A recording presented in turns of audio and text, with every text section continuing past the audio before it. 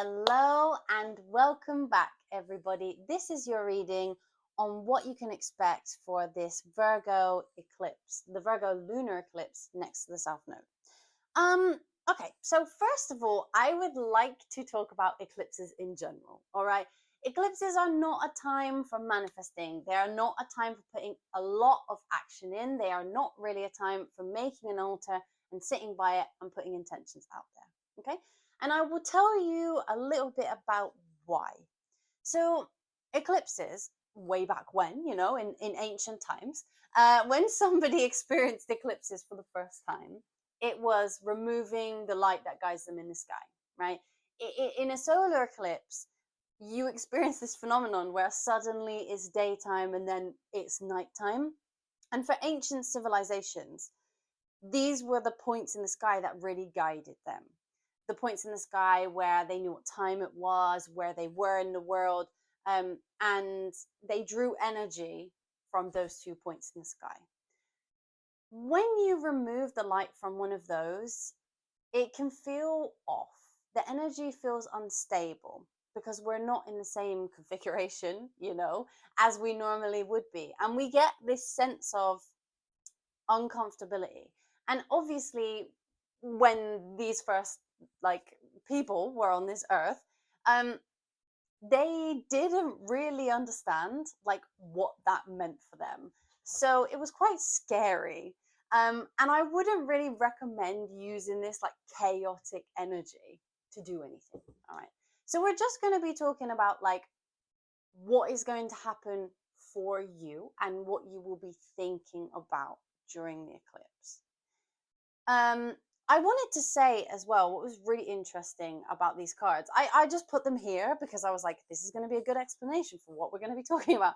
But this South Node card is number 33, and the Virgo card is a number 6. And so in numerology, a 33 would equal to a 6. And I wanted to speak about that because I felt like it really gave a sense of what you should, or well, not you should, I'll never tell you what you should do, but something that you would want to think about maybe during this eclipse time, right? You have a number that equates to balance and harmony. You have a number that equates to nurturing oneself and others. So during this eclipse, I would really like you to take the time to, if you enjoy having a bath, have a bath.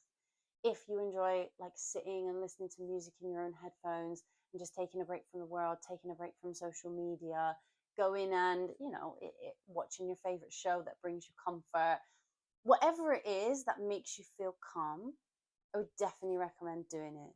And this is going to be a period of time for all of you, regardless of your zodiac sign, regardless of where this sits in your chart, to reflect and think, okay, what is the sort of thing that I'm going to take with me from the last cycle? You don't need to think about intentions for the next cycle. It's just okay, this is what happened to me. This is where I went. This is what I did. I'm grateful for this. And I leave it there and I go to bed early, right? So that's the vibe of this eclipse. In this video, we will go through each zodiac sign separately. So if you are sun, moon, or rising of each sign, there will be a message here for you. What I will say is we will talk about the house system a little bit. So if you are rising in a sign, that's a great video for you to watch.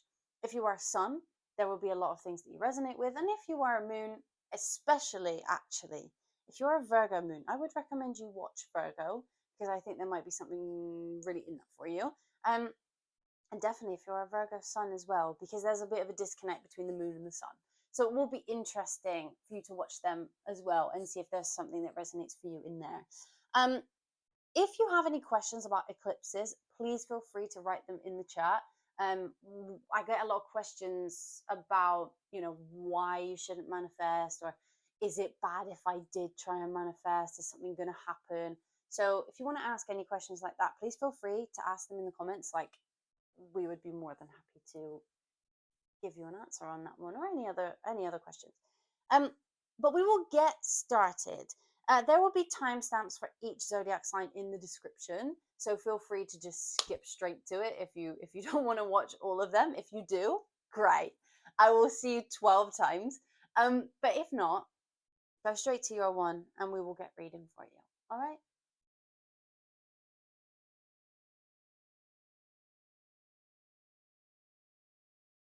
Hello, my lovely Aries. So, this is your reading on what you can expect around the Virgo lunar eclipse next to the South Node. So, what we are going to do here is we're going to talk about the astrology and we're going to do some reading at the same time, just to give us a sense of what is expected for you guys during this period of time. All right. If you are an Aries rising, this is for sure a reading for you because we will be talking about the house systems and things like that. If you are an Aries sun or an Aries moon, welcome. I'm sure you will also get something from this, but as always, this is a general reading, so take what resonates and leave what doesn't, please. Let's begin with pulling some of these and talking about the astrology as we go, and see what wants to be brought towards you. All right. So a lot of this, I will say, is going to be happening in your sixth house. All right. The sixth house is the house of work and health. And what will be coming up for you guys, and something that requires some reflection or just a little bit of thinking about, is your past work and health habits. Okay. So are you guys stuck in a little bit of a rut? This can also be about routines, this house. Are you guys stuck in a little bit of a rut? Like, do you not really know whether you've been taking as good care of your health? Have your work habits been a bit out of balance? What is it about that you want to try and let go of? Where have you been feeling very perfectionistic around that area of your life? Where have you been letting it go? Is there a specific thing that you know that you need to do for your health that you've just not really been doing? Or just something that you're not used to doing yet, right? Like, have you been trying to overcome a certain health condition, and there's definitely a type of thing that you can do that you know helps you and you know really supports you in that journey, but it just felt a little bit too much effort, and so you haven't, and then you've been kind of thinking, oh god, I forgot to do that again, and I should have really done that because I know it helps. This can go for mental health as well, for sure. Is there something in your routine that you know it helps you, but you just kind of don't want to? Or that you have been trying, but it's not been perfect, and so then you just don't. That feeling of having something that you know you need to do and doing it but not perfectly, and then being like, oh, I'm not going to do it at all then. I'm not going to bother. Even though if you pushed through that and just did it to the best of your ability, it would probably have an effect. Or is it something that you go into your job in the morning and you just haven't had enough sleep and you don't really feel like doing anything, but you're not actively looking for something else, or you're not actively finding something to spice up your day a little bit, or it could also be with pets. The sixth house also includes pets.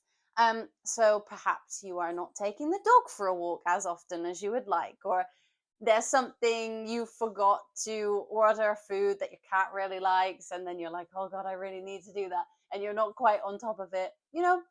Little things like that. But we will see what else gets brought forward. So what can Aries expect from this Virgo lunar eclipse, please? On the 14th of March, the lunar eclipse in Virgo. Oh, power. Okay, yeah. So we're taking our power back. Okay. We're taking it back. We're making a decision to, put some things in place. We're making a decision to let some things go and move forward a little bit. And we're reflecting on where we've just let things slide a little bit. What else can Aries expect from this Virgo lunar eclipse? Persistence. Yeah, and I think this is really important, which leads to a very fortunate situation. I think this is really important. The sixth house can get very tiring. It's a really difficult house sometimes because it feels very repetitive and everything feels like just, it's boring. Like the sixth house isn't, we all want to be told that everything is abundant, and we want to be told that this is coming and this, but the sixth house can feel like a little bit boring. And it's not. It's not. None of the houses are boring. None of the houses don't serve a purpose. They all have a reason to be there. But you can definitely feel like that when you listen to other readings and they're like, oh, you know, Jupiter is coming and this and this and this and the abundance is flowing and blah, blah, blah. Like, as great as that sounds, like, we need every single house. So if this does feel like a little bit boring, like, you know, keep going with it. Whatever these routines are, whatever these health things are that you're doing to improve your health, or things that you're doing to spice up your work a little bit, or your day to day, like chores and the mundane, I think it's gonna make it like not boring. Like, you can make the most exciting things. You know, my cat, for example, you could buy him a toy and he's not bothered, but give him a cardboard box. Oh my goodness, it's like Christmas has come, right? Like, if you give a child, I don't know, some paints, they love it. But if you give them a super expensive toy, sometimes they're not even bothered. They make the most, you know, things that are so simple into the most exciting game. And I think that that's what you're gonna be feeling like you're reflecting on. What else? Tell me more.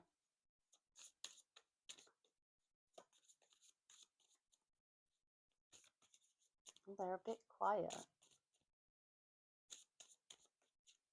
Sometimes I think that they're really searching for something very specific that they want to bring forward to you. Because when it takes this long, I just think, what are you trying to bring? Yeah, all right. So this is definitely going to be a balance between holding your boundaries and having a bit of passion. Because we all know, look, we have Capricorn, we have Saturn here, the ruler of Capricorn. And, you know, there's definitely something to be said about the fact that, for example, if you guys have a very strict schedule, maybe you have children and you have to pick them up from school and take them to school at a specific time. Maybe you have a 9 to 5 and you have to go to work and come back at a specific time. Maybe you study, or maybe you just have a set schedule for whatever things that you do in your day, and you can't really navigate away from that because life is life, and we have to go to work or we have to pick up our children from school, and these are things that are non-negotiable. And there is fire on the bottom of the deck, and I think that's important for you guys, because it's like, where is your passion in all of that? Like, and you can't just go away and not do any of the responsibilities that you have, but what is it that you're going to be thinking about? Because you will already know what this is. Whatever it is, you know, what is it that you are thinking about that's like, oh, this needs to change, but I can't not fulfill my responsibilities at the same time?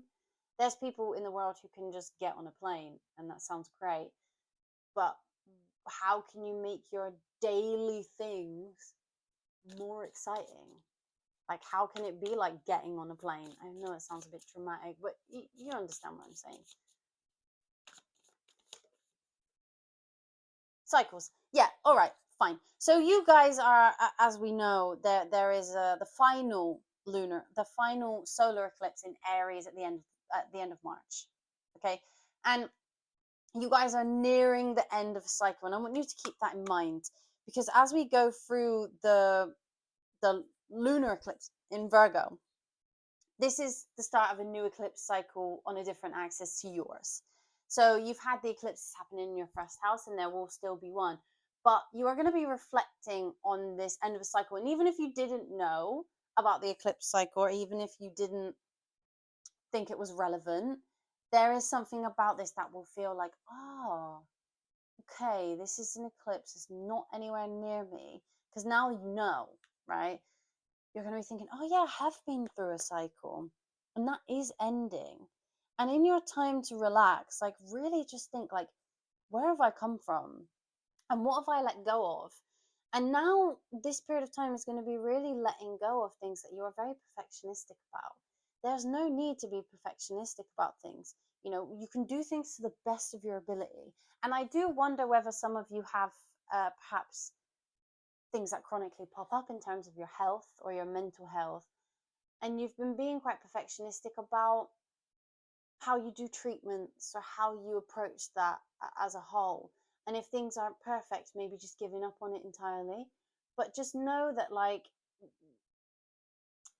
that you don't have to be perfect in order to make a step in the right direction.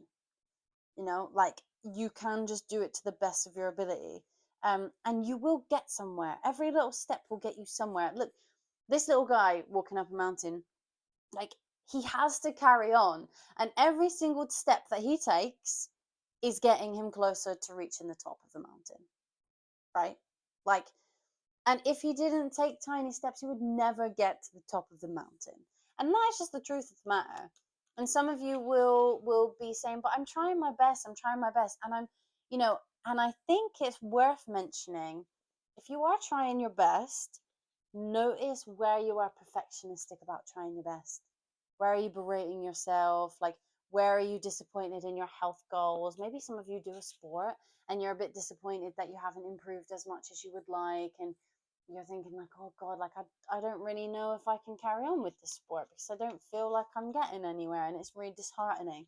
But every single training session that you turn up to, every single practice, every single rehearsal, every single time you go outside and practice, I don't know, if you do football, like, so I don't know anything about football, but, like, you know, you want to do football tricks every time you go outside with the ball and you start kicking it around, great, you're improving something. You know, every time, if you're a dancer, every time you sit and stretch, you're improving something, even if it feels like you're not. So just keep that in mind with every little step that you take. This is going to be a reflection of all the tiny steps that have been taken. Can you give me something else, like anything else that Aries needs to know about this this lunar eclipse in Virgo? Anything else? Yeah, okay. So what they are really, really talking about, the fact that you have just ended this cycle with the North Node in your first house. And they want you to know that whatever you have been through in the last 18 months is coming to a bit of a conclusion, and we are moving towards something different. When because these eclipse axes have changed, but we do still have just one, we do still have just one more left, and we're getting there. We are definitely getting there. So just keep going is what they want you to know. And there's nothing that during this eclipse they want you to do to end the cycle. They just want you to know that during this eclipse you will feel, you know, a little bit of a cycle ending. Anything else? Yeah, you're going to be feeling way stronger. Look at that. Lush. Love it. You're going to be feeling way stronger. We have the midhaven. Usually the midhaven sits between your 9th and your 11th house, but it is also about work and career. And if this is about your job and the way that you want to spice things up, or how you want to change your job and things like that, this is a great card to have in terms of that. It's bringing you a lot of positivity, a lot of love, a lot of you reaching your full potential, and being at your best. I think this is a reminder to you that micromanaging things in terms of those areas of your life is not necessarily making you better. Like, take the little risks during the next sort of eclipse cycle. And this eclipse is just going to bring you a bit of a time to think about that. You know, just to have a think about where you've come from and where you are going, in what direction. I would like to know, just a little fun time, if there is an archetype that these cards are so cute. Look at that. I want to know if there's an archetype that could describe you over the period of the eclipse. Okay, so can we have an archetype for Aries? Leadership. Okay. So I think that this is definitely you taking control of, you know, where you are going from here. And it's going to make you think about, like, you know, even though life is so routine, and even though life is so literally life, like, we're on this 3D plane, and like, why do I have to go to work? Why do I have to do these things? Especially if you have chronic illness or anything like that. It's like, why? But this is taking control of what you can. And it's going to really help you in the next eclipse cycle after this is over. As I say, no strenuous work during the eclipse. All right, but this is really going to help you in order to show you, you know, that you are in control of what you are in control with, and you can lead. And in other things, you can let them go and just say, okay, this is not what serves me anymore. These beliefs, these practices, they don't serve me, and it's okay to let them go. It's no big deal, you know. Like, it's okay. My life moves. I move. I change, and I grow. And reflect on what it is about your routines and about your life that you're just like, I don't want to do this anymore, and I need to find a way to either make it more exciting or to just change it. Um, I don't know whether a bear is significant to you or the number 4, but there might be something in that. And also cedar wood. I don't know. This is going to sound so weird, but I don't know if you guys have anything made out of cedar in your house, or you did it over the holiday period, or if you use it for any ritual practices. But if you do, there's definitely a message for you in that. I think that you must think about, if any of you have been seeing 4 recently, it really symbolizes stabilization.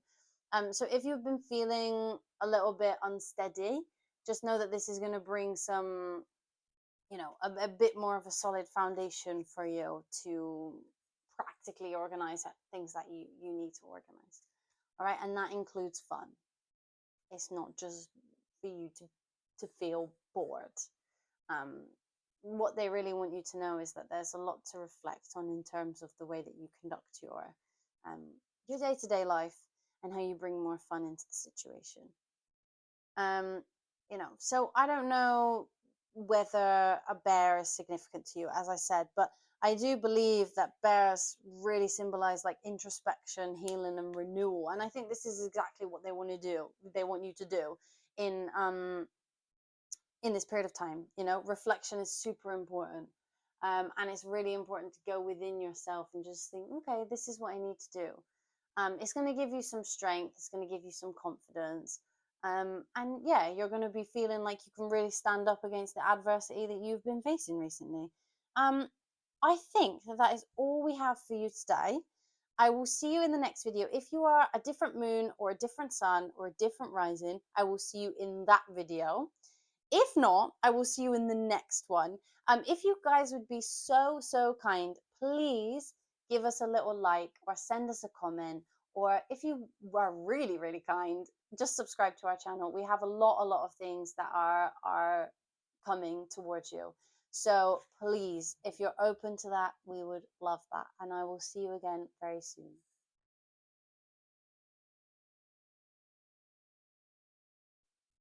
Hello, my lovely Taurus, and welcome to your reading on what you can expect from this Virgo Lunar Eclipse. All right, so gang, if you are a Taurus rising, this is definitely for you. We're going to be talking about the house systems as well. But if you're a Taurus sun and a Taurus moon, as I said in the beginning, if you saw, it would be great if you could stick with us, because I think that there's going to be a lot of things that will resonate with you in this reading. As always, this is a general reading, so please take what resonates and leave what doesn't. All right. So what we will do is we will do some astrology and pull some cards as we go to see what you can expect to be thinking about, to be reflecting on, to be moving away from, to be letting go of during this period of time. So we have to say in the beginning that this is going to be happening in and around your 5th house.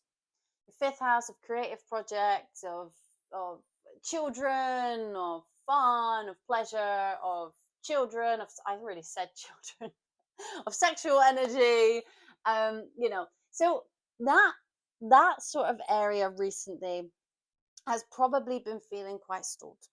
And I think that during this time period, it is a good time to reflect and think about where your creative projects have been stalled, and where your fun and pleasure and things have been stalled as well. Like, where has it felt like you've hit a roadblock and you're not really sure how to go, and maybe your projects have been taking really long time, and you were hoping to get this deadline by, you know, Tuesday, and now it's Friday and no one's gotten back to you, or you haven't finished that commission, or, you know, your agent is taking their time and you're like, I just want to get this done, and it feels like everything is up against me. If this isn't to do with creative projects, This is due with something like, for example, if you're not actively working on something that is creative as such, or a commissioned piece of art or anything like that. This is about something definitely that you've been working on.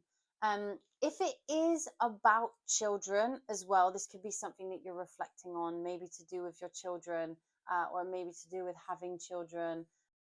And this is going to be a time for you to really like reevaluate, like what it is that you want to do in terms of your passion project.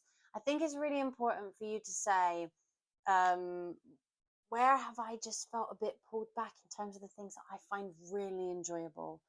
Or was it my goal to change my career into something that I adore and something that brings me joy and something that like is very much more creative than what I do already? And did I really meet that goal or no? It's not a time for you to actively start to do those things, but it's a time for you to mark them in your brain and say, okay, later on next week or whatever, I'm going to really think about that and I'm going to make a move towards it. But for now, it's just to recognize and reflect on where you were before in terms of your creative projects or your children or your want for children or the things that you find most enjoyable, and how have you worked on them, and how has that made you a little bit different. I think we will take some of these cards and we will continue to talk about it. I couldn't pick them up then, that was really weird. So let's see what they have to say. So Taurus, what can Taurus expect from this lunar eclipse in Virgo? Tell me, what can Taurus expect? This lunar eclipse in Virgo, the first of many that are coming. Well, not many, but quite a few. Whoa, things happening.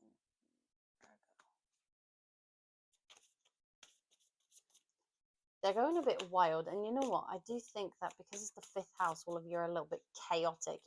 Creativity is chaos, which is great, but sometimes okay, yeah, so this is interesting actually. I don't know if some of you have been experiencing difficulties or blocks in your sensuality, or the luxuries that you hold in your life, or things that make you feel good, or a sense of like feeling good in yourself and your body, and how others make you feel in your body. This is going to be a reflection of the things that make you feel like a sensual being. And this is also the things that Venus is also an extremely creative planet, so there's definitely something here around like how you have felt maybe that level of level of pleasure hasn't really been coming into your life.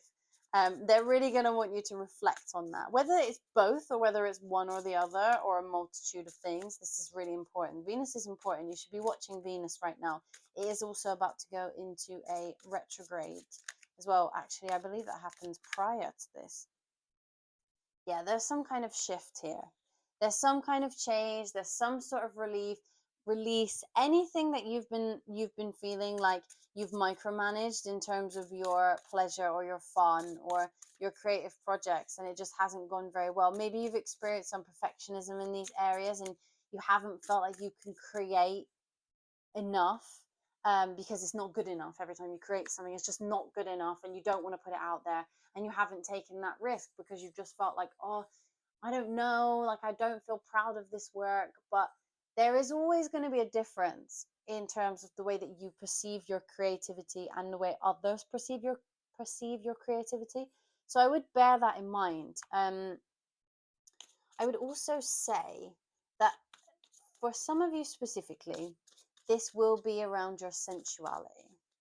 And it's going to be how you make yourself feel good. I'm going to say that. Some of you will understand what I mean. Some of you, that won't be for you. But as a Taurus, Venus is your ruling planet. You deserve to feel that Venusian type of energy. Boundaries, again. Okay, so again, not for you, but it came out earlier for Aries. And I think that really, I mean, like what they really want to point out is the fact that like, even though you want to keep up those strong boundaries, and even though you want to keep yourself, to the best of your ability, like putting out the best work or looking phenomenal, There's something in here about the fact that, like, even if you don't think you look phenomenal, you can still go outside, right? Like, that's quite an extreme version, but perhaps some of you have been avoiding, you know, dating if that's something you feel ready to do, but you just don't feel like you want to, don't feel like anyone's going to be interested in you. Or the same with your art. Like, where is the, just because it doesn't feel luxurious to you doesn't mean that somebody else isn't going to find it like amazing. Because if your work is at a great point but you just don't think it's perfect, like, now is the time to really reflect on that. Like, what are my thought patterns there? Like, why do I think I look like this, or why do I think I act like this, or why do I think that my creativity is not as great as it really is? Because there's some negative self-beliefs here that you are just not, you're not letting go of. Anything else for Taurus for this lunar eclipse in Virgo? Things that they will be reflecting on. Things that are good for them to reflect on. Yeah, rest. Great. Lovely. And there's Virgo on the bottom of the deck. Fantastic. Rest. I mean, this is what I said at the beginning, really, isn't it? You know, like, now is a time to rest. The eclipses are a time to chill out, take a bath. And this is always so funny because when I see this card, it looks like she has like horns. And then I just think about Taurus. So yeah, that card is meant for you, Taurus. But live in your Taurus nature. All right, relax. Go slow. Like, this is the time to be a Taurus. Slow, calm, just chill out. Anything you've been really trying to frantically work on and it's just not gone the way that you wanted it to go, just, we have Leo on the bottom of the deck, creativity. Yeah, so anything that you've been trying to work on, just know that it will come with rest. We can keep pushing and micromanaging and being perfectionistic about stuff, but we need to rest as well in order to make it the best it can possibly be. What else for Taurus? Please share with us for lovely Taurus. What else for the eclipse in Virgo, please? Progressions, a journey. Yeah, I think a lot of you will be having this type of card because of the fact that we've all been on quite a long 18 months journey. I think we're all going to start to feel a shift, and I think that's what they're telling you, is that although that this has seemed quite hard and maybe not very fun over the last 18 months, you have had the ability to, like, you know, we're moving forward now. We're changing something here. We're getting to a different point. And I think it's good. And I think rest is definitely, like, rest is going to be a very big thing. It's going to make you feel quite good in terms of your Taurus nature. The sun, lovely, beautiful. The sun, we love this for you. It won't be long until your season shows up. You know, I mean, about 2.5 months, something like that. The sun is coming to Taurus. Please don't worry. These things are going to happen for you. I think that they want you to live in, the sun also represents Leo, you know, fifth house vibe. So I think that they really just want you to let go of any preconceived ideas of what creativity is and what joy looks like. You don't have to be together all the time. You don't have to be, you can work in like a little bit of unpredictability instead of worrying that, like, you're doing something not quite perfectly. Clearing out the old ways that you think about creativity and the old ways that you think about joy and fun and pleasure, I think, is what they really want you to focus on for sure during this eclipse period of time. I think it's really important to reflect. Pisces. Okay, Pisces. So, you know, the opposite sign of Virgo is Pisces, and we'll be having a Pisces eclipse in not too long from now.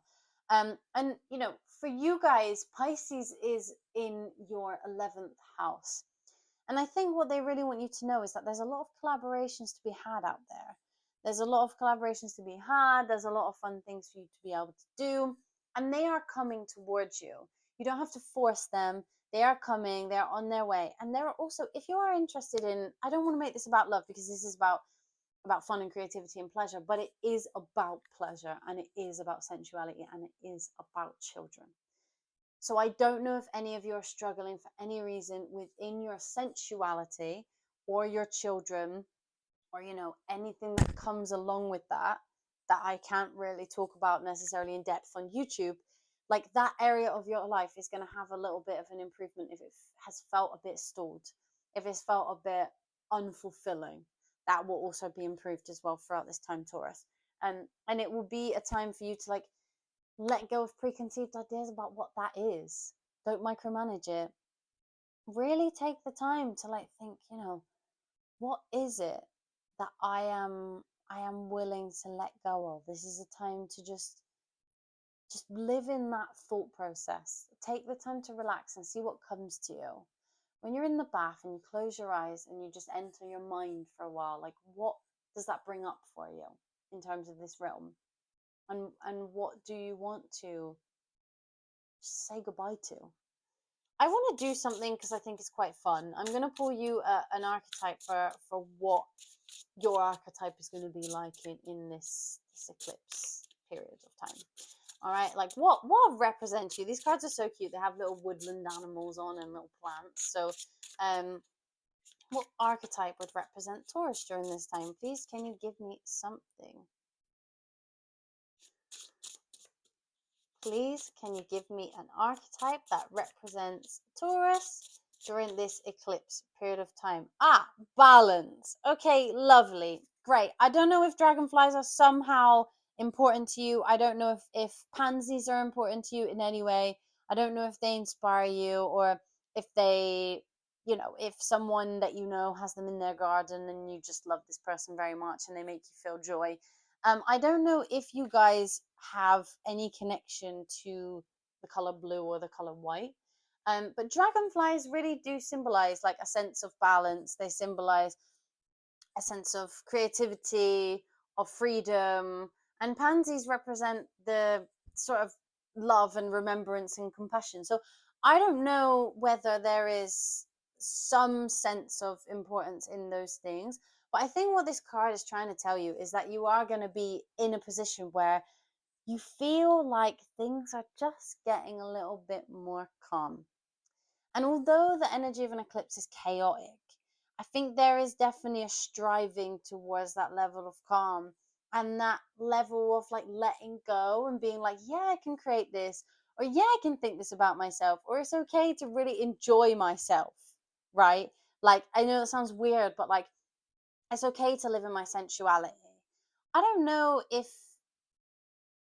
white, blue, and green, and even a bit of yellow are in something that you are currently creating. If it is, that is a sign for you. I don't know if you are a painter. I don't know if you are designing something. I'm not sure. But whatever that is, if that relates to you, I would definitely recommend, you know, just you knowing that this is definitely a message for you. If you also are thinking about, if you have a feeling about spring, go with it, because there's some things here that are really reminding me of spring, and the times in which flowers grow. Pansies do really well in sort of warmer months. So I think that is going to be a time for you where, you know, this creativity and this level of, of inspiration steps up for you. But I just want you to remember that when you are feeling like a little bit uninspired or when you're feeling a little bit chaotic, bring it back. Bring it back and bring it back into balance and try and think like, how can I make this a little bit less loud and a little bit more quiet? How can I calm my mind? This is going to be learning techniques of how to calm your mind while you're creating, and how you can really like embrace whatever it is that makes you feel joy. But please, like, spend this eclipse relaxing and just spend this eclipse thinking.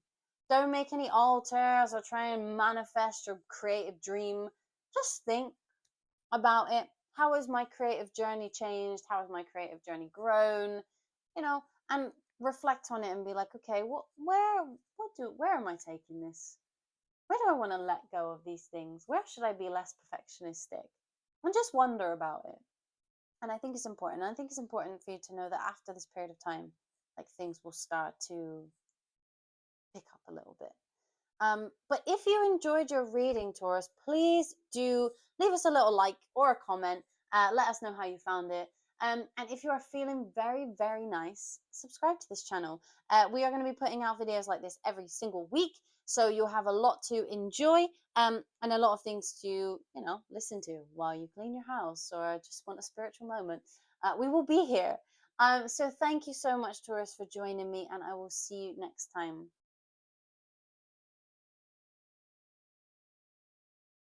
Hello, my wonderful Gemini. This is your reading for what you can expect for the Virgo Lunar Eclipse next to the South Node.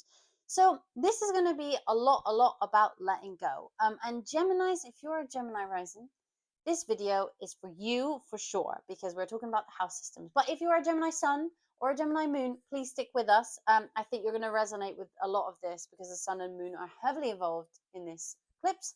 So as always, it's a general reading. Take what resonates and leave what doesn't at the door, please and thank you. But we will talk about the astrology and we will pull some cards as we go to see what you can expect from this eclipse event. What I will say though is that this eclipse is really happening in your fourth house, the house of home, family, foundation.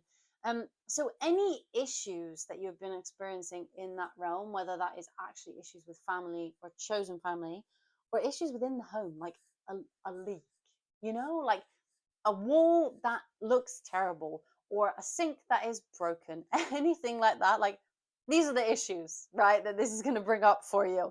It's going to be something where you really want to reflect on like how you have, grown your family, or how you have made your house your own, or how you haven't. It's just you will spend time just really honing in on that subject of like what makes my house a home and what doesn't make it a home, and who is my home and who isn't my home. I think we'll start with pulling some cards, but I really want you to hold in your mind that any of the issues that you've been facing around your home and family life, is really important during this time to just reflect on them. It's not about doing anything, we're not hiring a kitchen contractor anywhere near the 14th of March, please, because that's not what we're here for. And we're not trying to start arguments within our family unit around that time. Please leave it, rest, take a bath. But it is a time to say, okay, what doesn't work here anymore? What am I micromanaging? Do you micromanage your children? Like, do they need some more freedom? Or are you someone who micromanages your parents or your siblings? Like, what does that look like for you? Are you perfectionistic? Do you put high expectations on your family members or on your home in general? Okay, so what can Gemini expect from this Virgo lunar eclipse, please?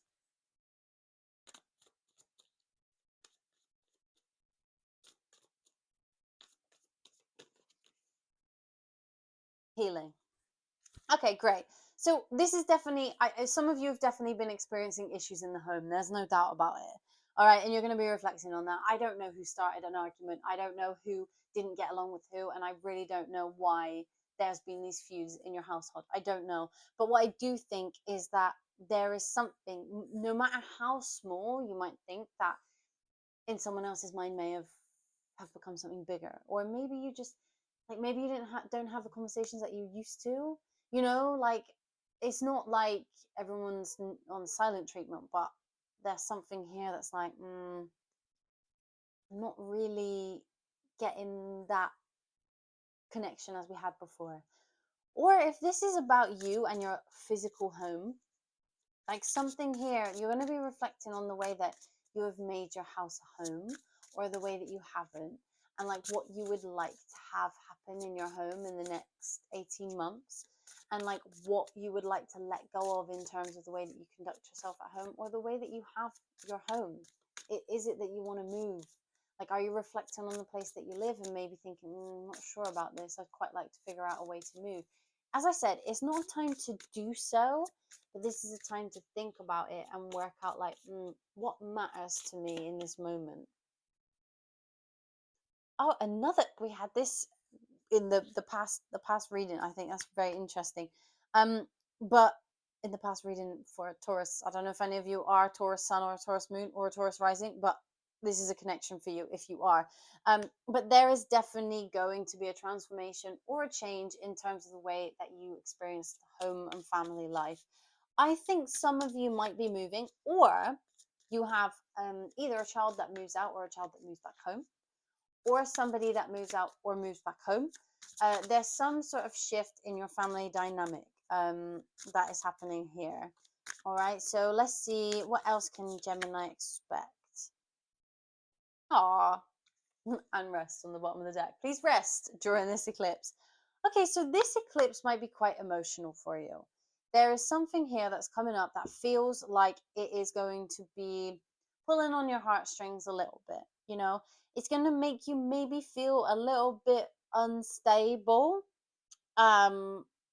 in a way, very overly emotional, and it's going to give you a sense of either there is an apology to be made by you or an apology to be made by someone else, or maybe you're missing someone, and it might bring up feelings of like, what do I need to let go about that, and what do I want to hang on to, and what do I need to let go of in terms of my space, and how I want to clear it to make it more mine. Like, how do I let go of some of that stuff, and how do I bring in you know, feelings of a renewed sense of home, a renewed sense of family. What else do we have for our lovely Geminis?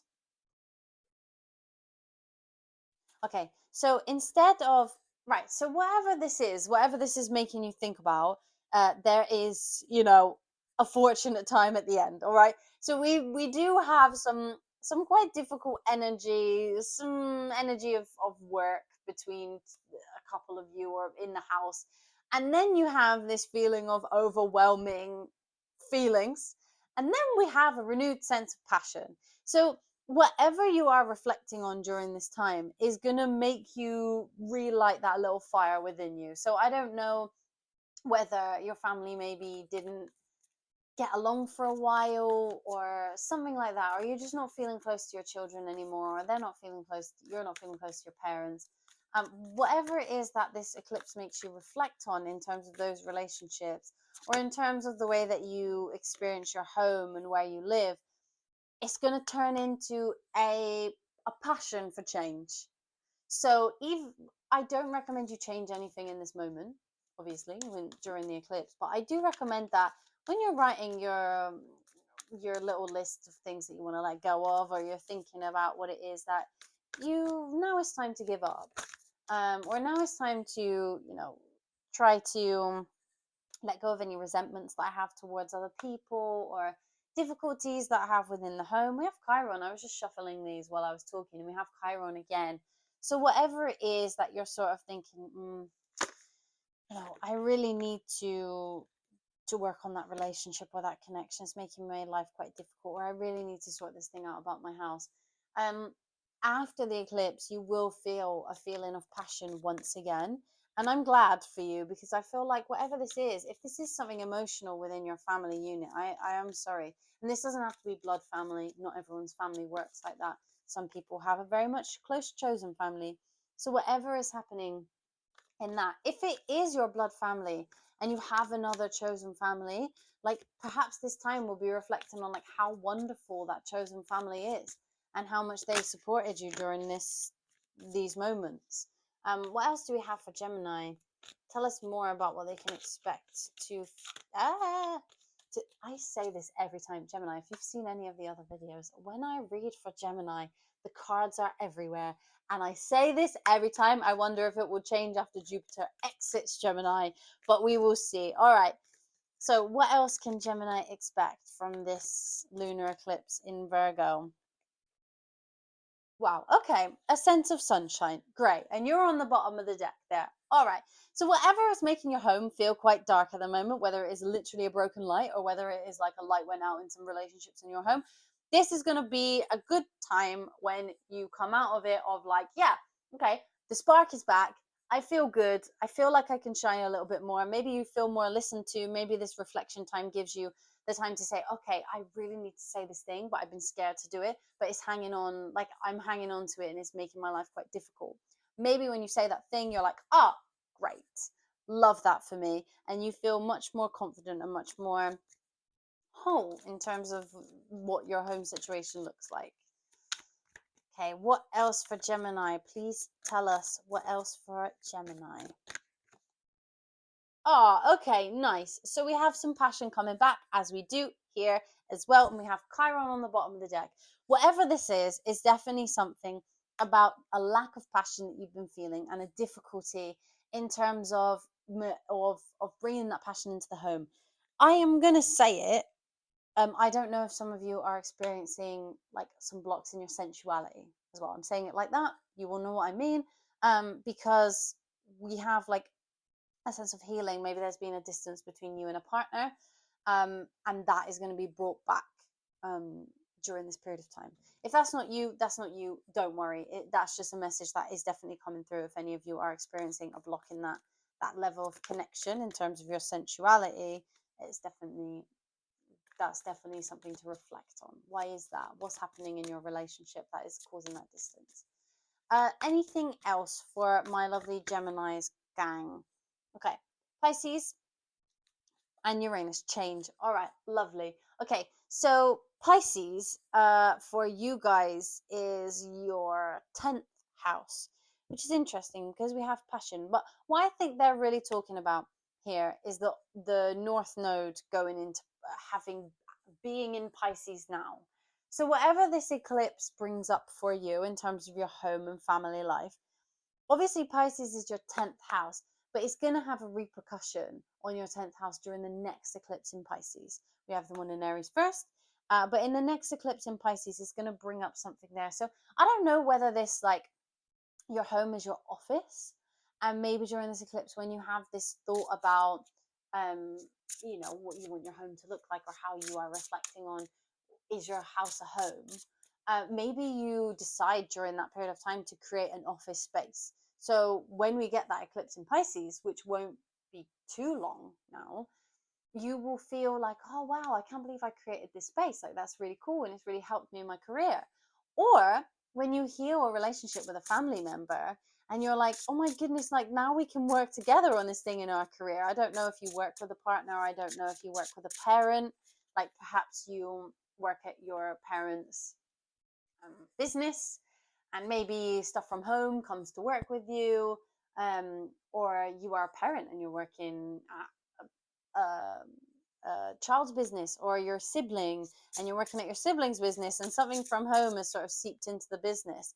Maybe through this reflection in this time you'll be like, okay, now I can let that go and I can really focus on the business and on our relationship separately, right?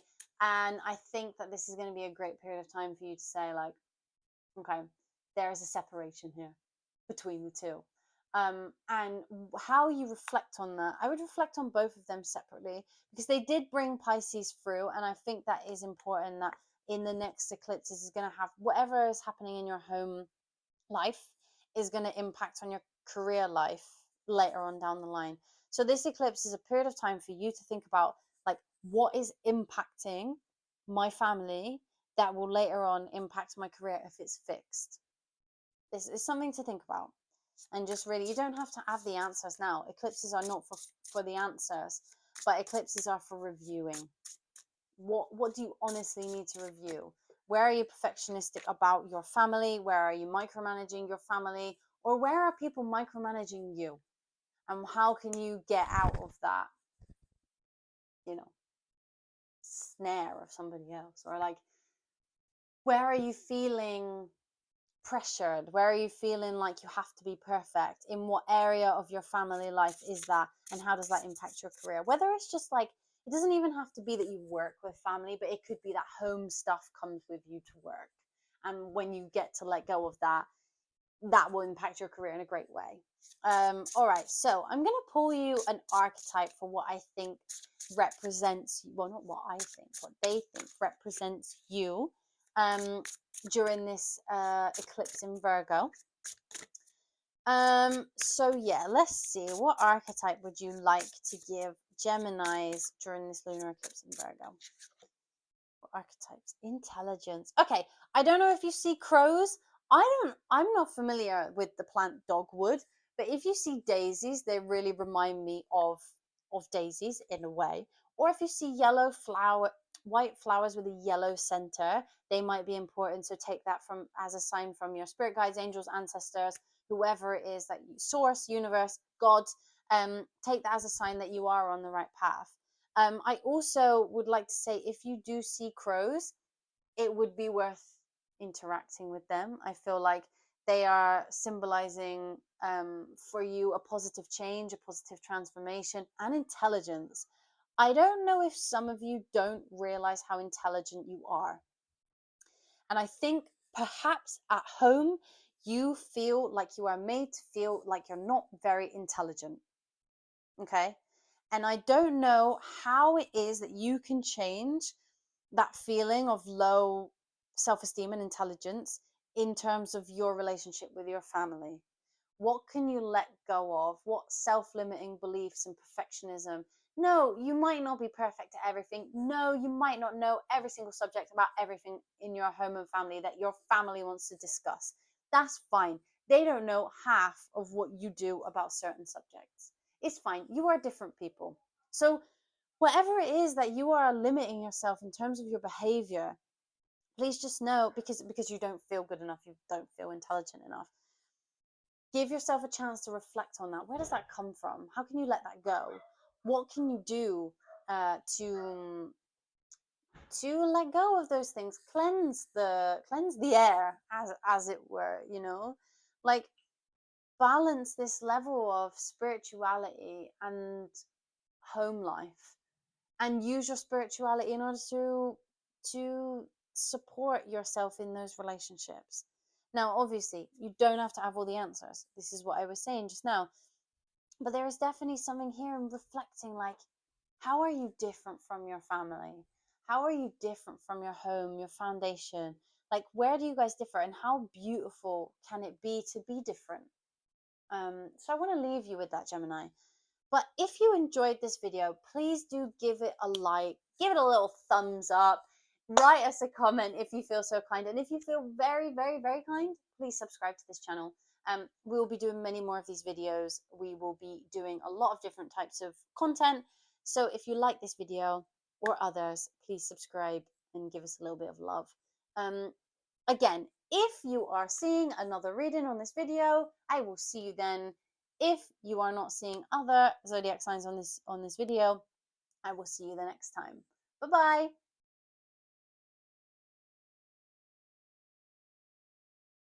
Hello, my wonderful Cancers. This is your reading on what you can expect for this Virgo lunar eclipse.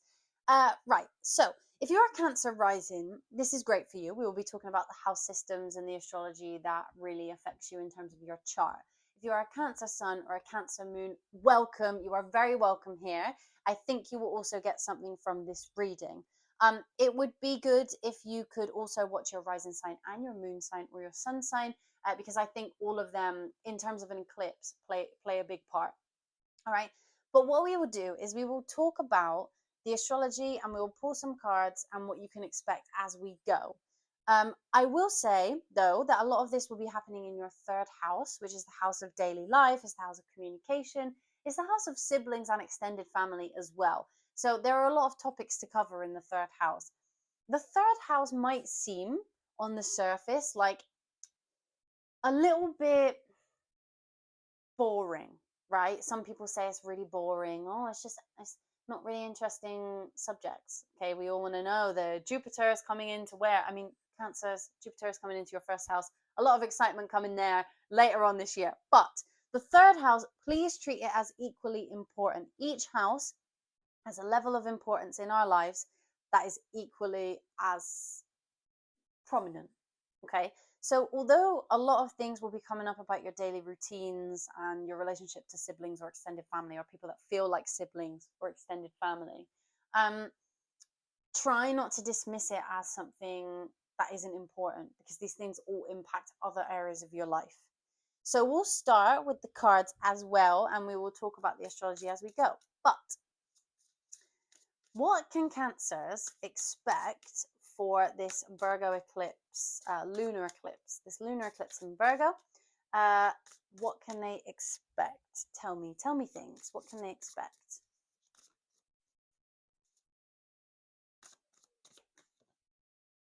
Passion. Okay. Good start. So we're reflecting on how to be passionate in our daily life. We love this. You know, where have you been feeling less passionate recently? Where has your daily life felt a little bit boring? How can you start making your chores a bit more interesting? Like, what do you need to let go of in terms of the way that you are perfectionistic about your daily life? And what can you let go of in terms of your preconceived ideas of what it is to have a, you know, have a routine, or have people that you spend time with a lot, or where you can be more passionate in your communication? What else can Gemini? Oh my God, Gemini. Not Gemini, Cancer. I believe I said Gemini. Cancer. We're on Cancer. Come on. Fulfillment. Okay, good. Right. So whatever it is in terms of your communication style, or the way that you relate to your siblings and your extended family, like, what is it that you haven't been feeling fulfilled in?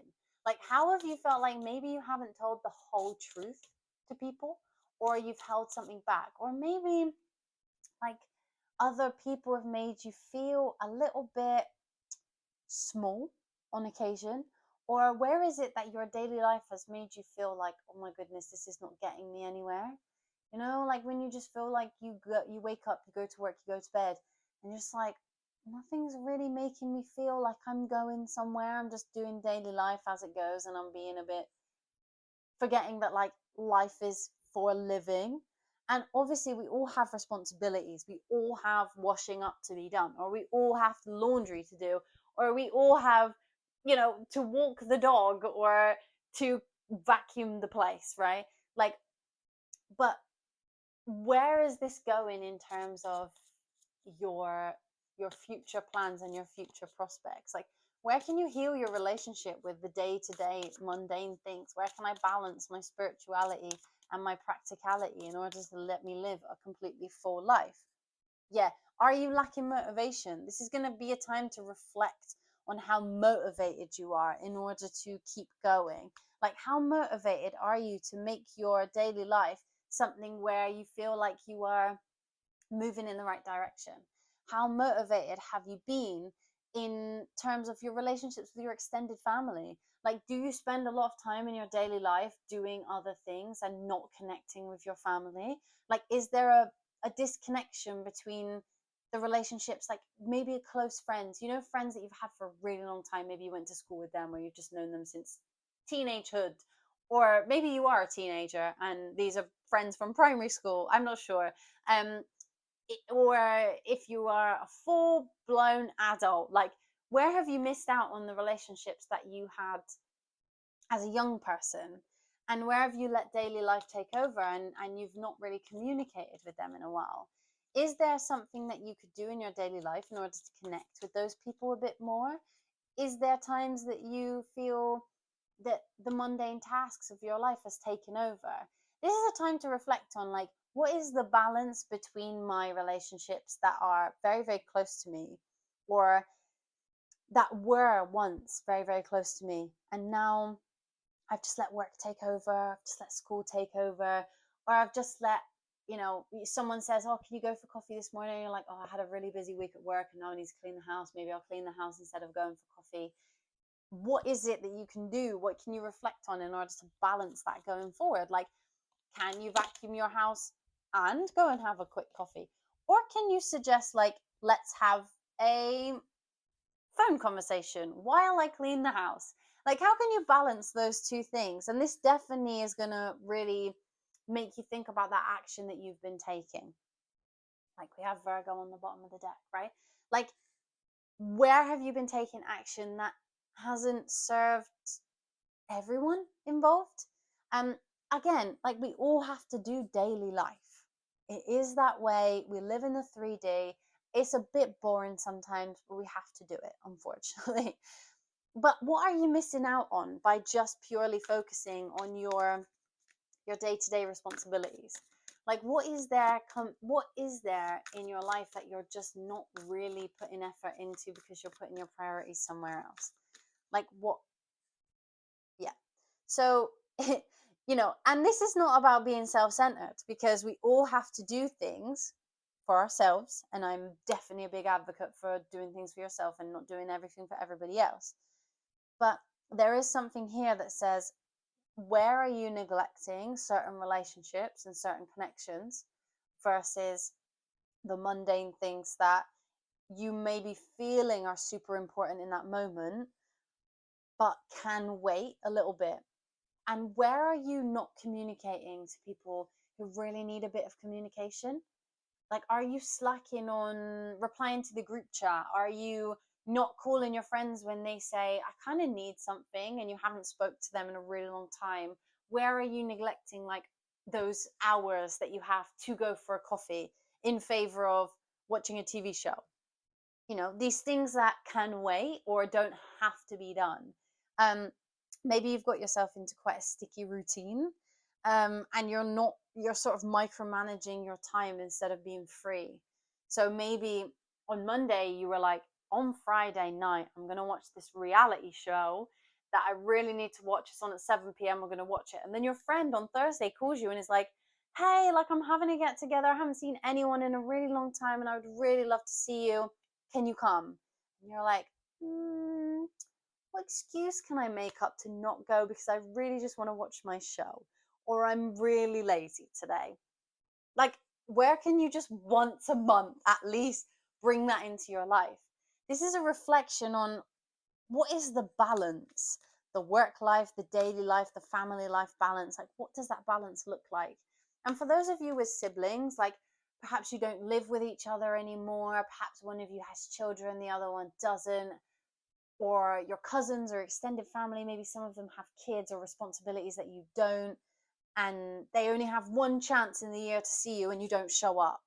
Like, how can you prioritize that a little bit more? I'm not saying that if you don't get on with your blood family, like, I'm not suggesting that you should, be there at every beck and call, but people that feel that way to you, like, how can you prioritize them a little bit? How can you make that happen? Like, even in the moments where, it's a change. It's a change. And it's a good change. It's going to make you really, really reflect on, like, how my daily life is different and different to other people. Where is the forgiveness here in terms of, are you quite critical of other people's time? When someone has something very important to do and you're like, I need to see you, and they're like, I'm so sorry, I have something really important to do. Where do you hold on to that resentment? Where can you let go of that? Where can you let go of people needing to be perfect or you needing to be perfect in these scenarios? How can you balance you and others? I think that's a really important thing to note for you, Cancer, is where you need to try to shift your communication in order to feel like you're understood and others are understood. For example, if somebody messages you and says, hey, I would love to see you this week. Please, can you give me a good time that you're free? And you are really not free that whole week. Like, you really are not free. You are super busy. But you just ghost that person. Like, how can you change that and call them and just say, hey, I'm so sorry. I am super busy this week. Like, I'm doing this, this, and this. And I'd love to see you, but just not this week. Can we make it the week after? That would be better communication than just ignoring them completely. And then later on being like, oh, so sorry, I missed this. When you really didn't. If you did miss the message, obviously, be honest, you did miss the message because you were busy. But if you saw it on a lunch break and you just chose to ignore it, like, where can you improve that level of communication so people know that you do care and that you do want to communicate with them, but you just have daily life stuff going on? Like, how can you do that? How can you make that balance between the two? I think that's going to be really important for you to reflect on during this lunar eclipse. And what I will say as well is, while you reflect, I know I've been talking a lot about balancing and making time for your communication with others. But while this eclipse is going on, take that day to rest and to be by yourself and to really think about what your alone time means to you and what do you need to do in that alone time to give you enough social battery to then take that into your social life. Because perhaps recently you've been mismanaging your alone time, so you don't have any social battery because, I don't know, you're staying up too late on your alone time because you're bedtime procrastinating because you haven't had enough time all week, and then you're alone finally, and then you don't want to go to bed, and then your week starts all over again and you're tired. How can you prioritize that alone time to make it that you have enough energy to be there for other people in your life? I also would like to pull you an archetype card because I am really enjoying these cards right now. I think they're so cute. But I'm going to pull you an archetype for what you're going to be embodying during this time and what imagery may be significant and things like that. So let's see, what archetype will Gemini represent during this eclipse, this lunar eclipse in Virgo? What archetype will they inspire? I apologize, everyone. I was actually saying Gemini when I shuffled these cards. I don't know why. Maybe some of you are Geminis. Gemini Sun, Gemini Rising, Gemini Moon. But I was saying Gemini. So anyway, if that's you, this reading is definitely for you. But this is for Cancers. So I would like to take an archetype for Cancers during this lunar eclipse in Virgo. So what archetype will Cancers be embodying during this lunar eclipse? Give me an archetype for Cancers during this Virgo lunar eclipse, please. Oh, there's something there, but I don't know. I'm not going to take it because I'm not sure.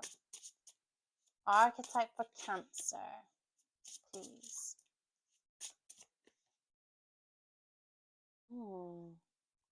The ram and the dahlia. Right. We also have a ram here. I don't know, and we have like a deer on this card as well. I don't know if rams are significant to you. I don't know if the spring is significant to some of you in a way, or you guys are Aries. Like somewhere in your chart there's significant Aries. There is a lot of fire energy here, so maybe some of you are fire signs. But what I will say is that, and these two look so similar as well. So there's definitely something in that. So guys, if you do come across a ram or a sheep or an animal that is, you know, a goat or anything like that that appears like this, you know that that is a spiritual sign from, you know, your guides, your ancestors, the universe, whatever it is that you choose to connect to. And the ram really represents wisdom and discernment, which is interesting because I think that you guys really need to discern and delegate your time. You know, I think you guys really need to discern where your priorities lie in terms of your daily life and the connections and the communications you have with other people. And I would point that out especially because we have two of them. So I think that is giving you really, really, really important thing. The number on here is 50. And I don't know whether some of you are turning 50 soon, or whether some of you, the number 5 is important, or the number 50. Maybe you see that around. Maybe you keep seeing that on number plates, or 5 is a birthday, or May is significant to you. I'm not sure, but I think that there's something in that as well. I would say as well, the colors brown, that Aries is coming through. So I don't know if there's something really important to you, Aries. But the colors brown and sort of red, autumny colors, there could be something important about autumn as well. But take the ram as a symbol. And also the dahlia as like a symbol of personal strength, perseverance. This is a sign to really reflect on how you discern your time and how you have the determination to have that balance in your life. Where can you bring some more of that in? There needs to be a reflection here on priorities for you guys. And this is a cycle that will keep going, you know, because we will have more eclipses in Virgo and Pisces for the next 18 months. So this is a cycle that will keep going. So it's important that you think about this now while you're taking that rest, and you think about how important it is to delegate your time over the next 18 months. That is something important. That's an important message for you. But guys, if you did enjoy your reading, please give us a little thumbs up, a little like, or a comment. Or if you're feeling super, super generous, please subscribe to our channel. We will have many, many more videos like this. In fact, there are way more on our channel that you can check out already. And we would love it if you would join us on our little YouTube journey. If I'm going to see you in another zodiac sign, I will see you then. If this is the last video in this video or that you're going to watch, I will see you in the next one. But I love you, and I'll see you very soon.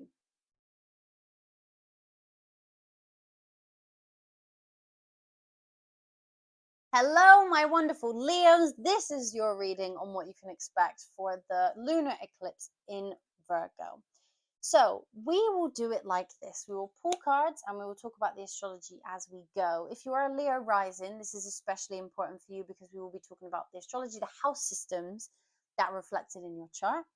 And if you are a Leo sun and a Leo moon, this is also important for you because of the fact that the moon and the sun are so involved in the eclipses, right? So welcome. As always, this is a general reading, so take what resonates and leave what doesn't at the door, please and thank you. And we will get going. Leo, a lot of this is going to be happening in your second house.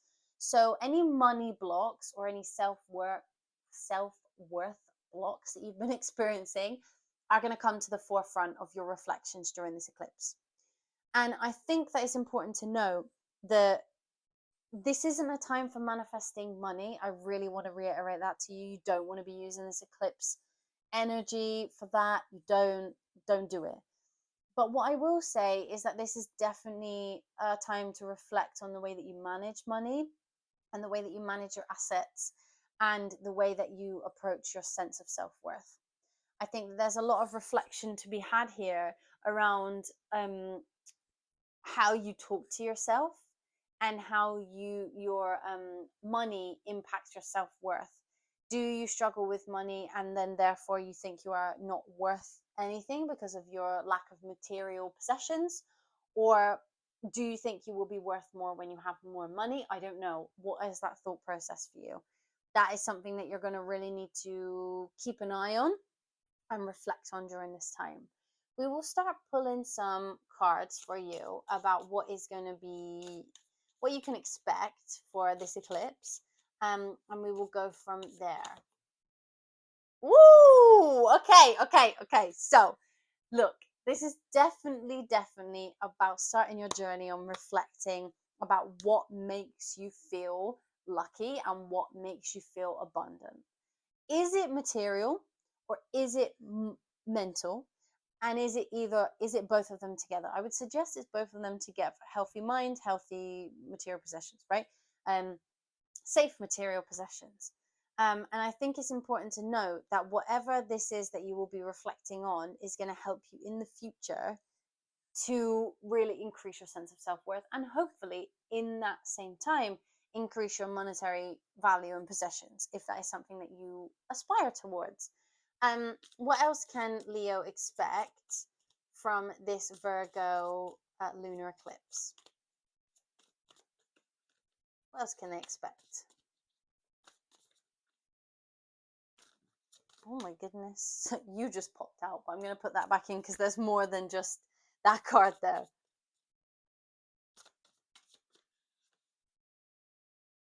Venus. Okay, so and persistence on the bottom of the deck. So this is definitely surrounding, I mean, this could be surrounding love, but we're going with it's all in the second house. So, you know, this isn't a big love moment. This isn't a big relationship moment, but this is definitely a big self-love moment. And it's really reflecting on the way that you micromanage yourself, the way that you are perfectionistic. How do you talk to yourself? What do you base your self-worth on? Like, is there something that you really, is it your material possessions? Like, do you look at other people and say, oh, they have way more than me and I'm nothing, and they're so successful and they have all this money or they have all of these things that I want, and I'm just not very successful because I don't have any of that. Maybe they're the same age as you and you're like, oh, I wish I had that at their age, or wish I had that at my age. Like, how come they do and I don't? And really like working on how you base your self-worth on other things apart from like the way that you see yourself.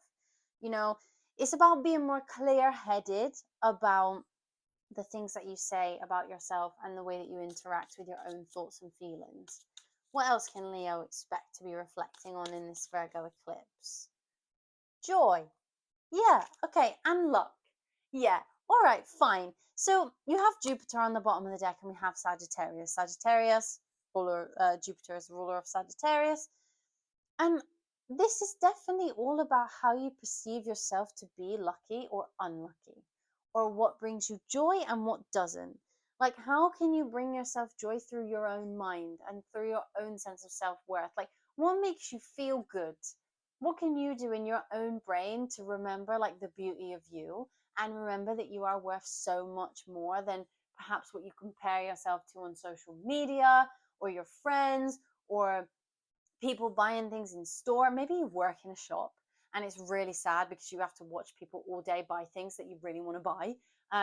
And I know this makes you sound like I'm making it sound like you are very materialistic and very surface level, but that's not what I believe to be true. I think it's just another extension of the way that you are made to feel small or made to feel like you're not really good enough and you don't deserve to have those things. I think it's just another excuse to make yourself feel small. And I think there's going to be a level of reflection here about the way that you are really harsh on yourself and the way that you perceive yourself to be kind of unlucky. Yeah, and we're clear in that mindset. We're clear in that mindset of the way that we communicate with ourselves. And I think, you are going to be feeling like you're assessing what it is that makes you limit yourself. Like, what are those beliefs that live inside you that you're not good enough? And how can you focus on bringing in some more of those more positive and realistic beliefs about yourself? Like, what makes you worthy? Like, anybody is worthy who is literally breathing on this earth, right? And even if you are, even if they've passed on, they are still worthy. But anybody who is here is worth something, and so are you. And so basing what you are worth on other people in comparison, and being perfectionistic about yourself and the way that you look or the way that your intelligence is or the money that you have to buy stuff, like, is not serving you anymore, and you're going to feel like you are clearing out those sorts of things or reflecting on doing so and trying your best to make that happen. And this isn't about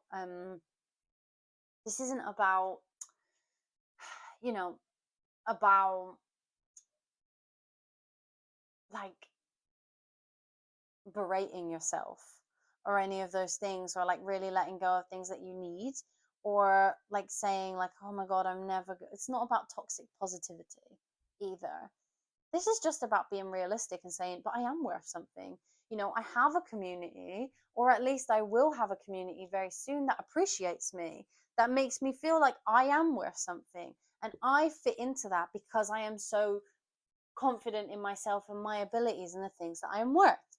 And I think that during this time, that level of reflection is just going to give you some more. Yeah, it's just going to give you a bit more of a boost in terms of the way that you see yourself and the way that you see that others see you and what matters to you the most. Like, Leos, you're supposed to shine, so don't allow that to feel insecure. You may have been told in the past when you were a kid that like you were too much, or like you were a show off, but it's fine. Be a show off. That's what you're here to do, Leo. Unfortunately, if people don't like it, they don't like it. Like, that is who you are. Get comfortable in the spotlight. That's all I have to say for you, Leo. Please do. This is going to be a journey. I love how pastel these cards are. Very cute. Strength. If this was tarot, that would be your card. Represents you, the strength card. But this is the journey that you're going to be going on, and it is the beginning of one over the next 18 months. This journey of self-love and self-worth. This could also be like a time where you really reflect about, have you put yourself out there in order to get better work so you can earn more? Have you put yourself out there to connect with people who've done what you want to do and ask them, how did they do it? Like, have you had that communication with them? Is there anyone in your community who can support you on your journey in order to reach the material abundance that you crave? And reflecting on this and sort of taking the time to relax and be like, okay, no pressure, but where am I being too perfectionistic about these things, and where am I putting too much emphasis on the material and rather than the mindset? there's a mindset shift that starts to happen from this eclipse. All right, like you become more compassionate towards yourself and more thinking about how this fits in for you to live the life that you want to live. I would like to pull you an archetype from this deck because first of all, I think they're super cute, and I've been doing this and I quite like it as an action. So what archetype would represent, sorry, there's too many there. What archetype would represent Leo for this Virgo lunar eclipse? Tell me, what archetype would you like to represent Leo's energy during this Virgo lunar eclipse? Please. Ooh, cute. Okay. The weasel and the pine. Very cute. Love it. Love a weasel. Weasels are a bit sneaky, but we love them. All right. And you have the number 9. Okay. So, oh, is that the number 9? Yes, it is the number 9. All right. The weasel and the pine. I don't know if a weasel or a ferret or something, a little rodent type animal is important to you. If you have a pet one, there you go. Or if you see them on walks or you just see them, you see depictions of them, just know that that is a message from your spirit guides. Pine as well. We just had the holidays, winter sort of holidays, and there was a lot of pine around and stuff like that. But you will start to see the pine cones on the floor. So maybe you will see some of them in a foresty walk, or maybe the color brown and the color light blue is important to you, or a clear blue sky is important to you in some way. So we have introspection here, and I would say that this really is a period of time where you need to think about the way that you think. Like, introspection is a perfect word for an eclipse, because it is taking the time to just go inward. We go inward, we retreat a bit, and we take a rest, and then we come out with a different type of thought process, right? And pine cones can be a symbol of like human enlightenment as well, and regeneration and eternal life. And I think, it's interesting because the pine cone, or the conifer trees that pine cones come from, are one of the oldest form of trees in human existence, which is an interesting fun fact for you. But I think it just shows you how wise this type of like plant is, and we draw a lot from nature as humans anyway. I think we've disconnected from that a little bit in recent years, but I think it's important to note that nature and us are all a part of each other, and you have to go within to have this level of wisdom and say, like, okay, this is my thought process, and how can I make it more beneficial towards me? Because you deserve to feel that level of self-worth and that self-confidence in order to move forward and do the things that you want to do.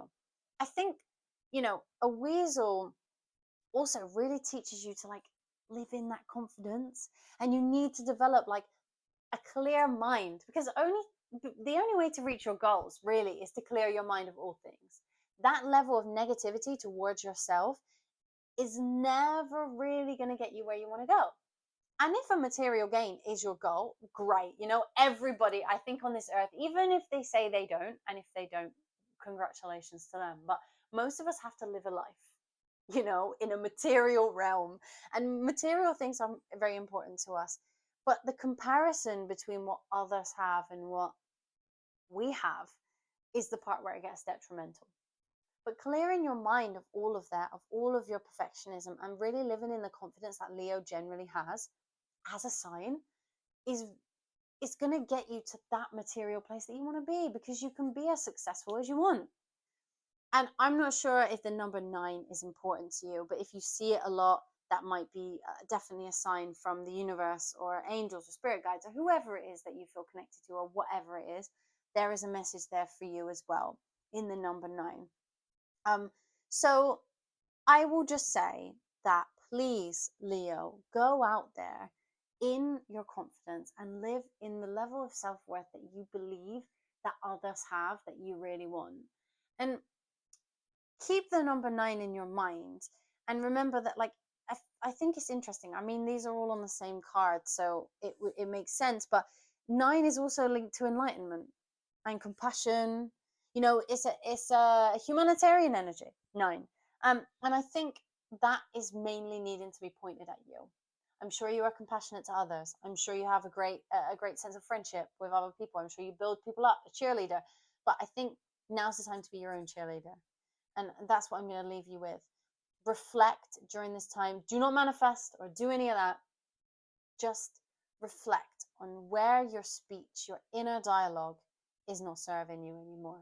Where can you clear it?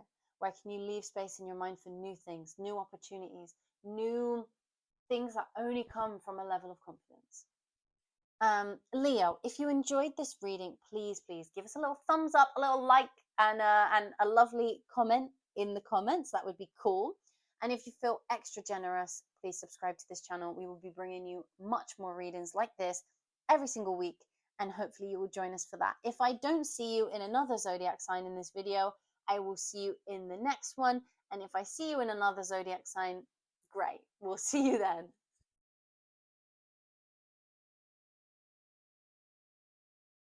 Hello, my lovely Virgos. This is your reading on what you can expect from the Virgo Lunar Eclipse next to the South Node. Now, first of all, Virgos, I will say that this is quite an impactful moment. Any eclipse that lands in your first house, and we do have the South Node in your first house already, is going to feel quite significant for you in terms of the energy that it brings, and also it can make you feel, as always with everyone in terms of eclipses, a little bit unsteady. Okay, this isn't me giving you like a very dark warning for this reading or like how this is going to be. It's just a little bit of a thing to say, you especially have a rest, please. Now, I'm talking about the first house, and I'm talking to Virgo risings for sure, because we're talking about the house system. But also Virgo suns and Virgo moons, this will affect you as well. So please stay here and listen to this reading. This is a general reading, obviously, so take what resonates and leave what doesn't. But what I want to start by saying is that this eclipse is going to feel like quite the beginning of something. This is the first eclipse in your sign on this new eclipse axis that we have going on, which is Virgo Pisces. The South Node is in your sign, your first house, which can be quite a journey. It can be quite a journey, quite a significant journey. And sometimes it might feel like you're going up against the tides a little bit. But I promise you that this is a journey that is necessary to go on. Now, we're going to start by pulling some of these cards, but we're going to talk about the astrology as we go. But because this is in your first house, I would really like to tell you that this is definitely a time where you need to look at your perfectionism and your self-criticism. That is my first thing I will say. And this is quite a difficult thing for you Virgos to do anyway. And I need to spend a bit of time talking about this as we go as well, which is that your nature is to criticize not only yourself, but others. If you don't agree, that's okay. But Virgo in general can be quite critical and quite judgmental. Unfortunately, although that can be towards others, whether that's in your head or you say it out loud, it can also be towards you. And it can cause you quite a lot of torment in your own head of like, I'm not good enough, I'm not working hard enough, this isn't right, this is not how I like it, I don't know where I'm going from here, and that makes me feel unsteady. You know, I like things to be a certain way, and that's just not how it is, and it's making me feel quite emotional, and I don't really know how to bring it back to what makes me feel safe. So I want to start with the fact that this is a really important time for you guys, especially because it is letting go. And a behavior that Virgos really need to let go of. The majority of Virgo placements, depending on what it is, but Virgo risings especially, and also Virgo moons, is this idea that like you can only feel safe when you know exactly what's going to happen and you can control things in your environment. You can't control everything in your environment. And Virgo, you know, you bring out incredible work. You guys are able to turn anything into anything. Like, you can be successful. If you put your mind to something, you will be successful. And I know that because you will sit in your room and you will work and you will work and you will work. Whether it's schooling or whether it's a corporate job or whether it's a journalist or whether it's you're an artist, it doesn't matter. There is a thing about Virgos which means that you guys have something that none of us have, which is this very, very strong work ethic that comes along with a perfectionistic attitude. Perfectionism can be great. It can get you a lot of places. You know, wanting to be your best and wanting to be the best at what you do can get you so many places. If you believe that you can be the best, fantastic. But if you berate yourself because you are not yet the best, or you don't think you are the best, even if you got the best grade, you're like, I could have done better. Or even if you got a great job, you're like, I could get a better job. Or even if you're getting paid a lot of money, you're like, I could be paid better. That means I failed. That is the pattern that we need to break in this cycle. This 18-month cycle of the eclipses and the nodes being in your first, the south node being in your first house, is going to be a moment where it's really like fundamental that you remove those self-criticizing, perfectionistic, uncomfortable, talking to yourself behaviors that you have. So we're going to start by pulling some of these, and we'll see what they want to bring forward about what's coming and what you can expect on the eclipse. But I just wanted to put that out there because this is significant for you. If you are a Virgo, this is quite a moment. You know, we all have them in astrological moments, but this is quite the moment. Yeah. Persistence. Okay. And this is rebellion. I think that this is really about you rebelling against your nature, because you work hard. And even if you don't think you do, because the thing as well is like things come easy to you that you don't understand why they don't come easy to other people. So Virgos can be slightly impatient as well in terms of the way other people learn. So sometimes you'll meet someone and they'll be like, I literally don't understand how to do this. And in your head, you're like, oh my God, why? Why? So simple. Why? And it can be quite hard because like you have to remember that everybody learns at their own pace. But you have a level of persistence and a level of intelligence that a lot of people can't match. And I think that you need to rebel against this idea of things needing to be a certain way. And it is going to take persistence, and it is going to be tough for you, especially because this is just in your nature. It lives in you. It really does. So yeah, what else can Virgo expect from this lunar eclipse in Virgo next to the South Node? Intention. Okay, now I don't want you to confuse, look at that. I don't want you to confuse intention with manifestation and intentions that are to be set over this time. I've said it before and I'll say it again.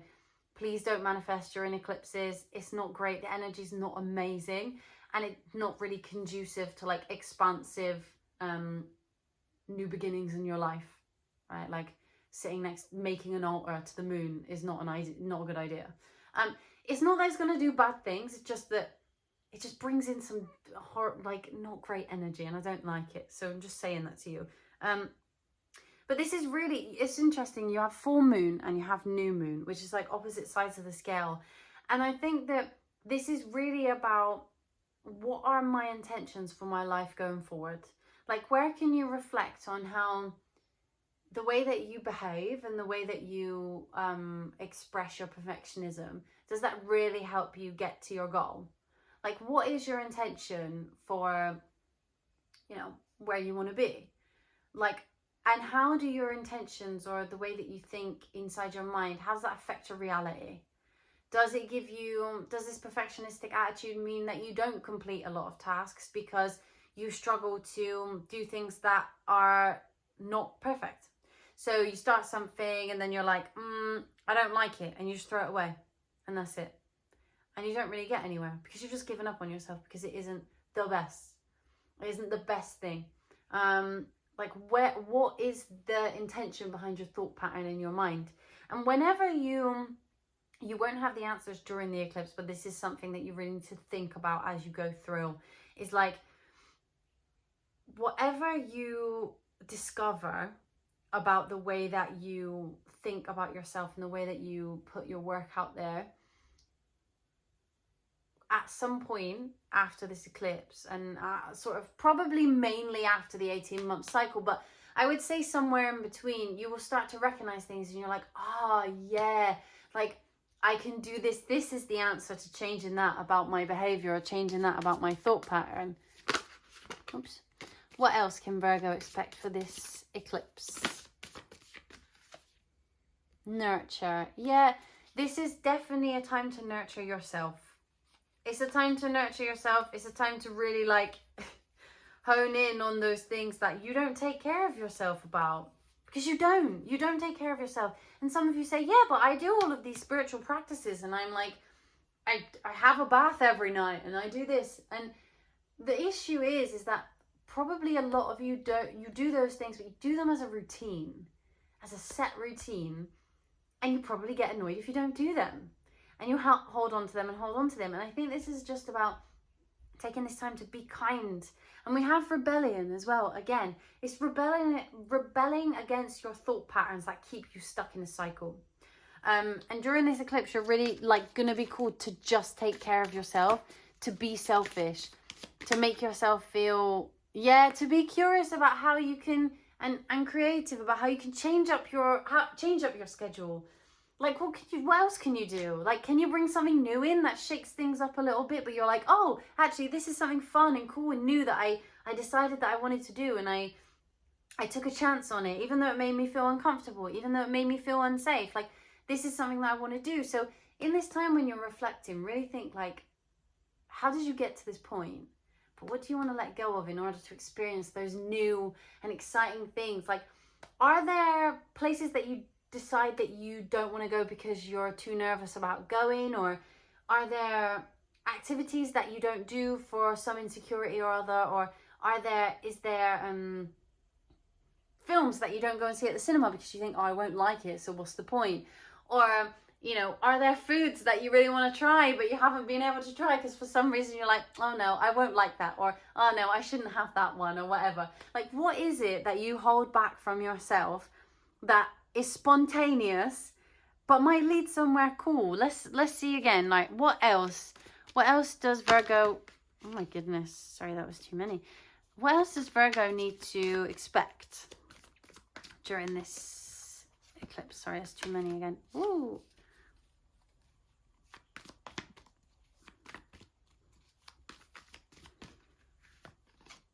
Okay, there was a couple there. All right, so I think that this definitely is right. You have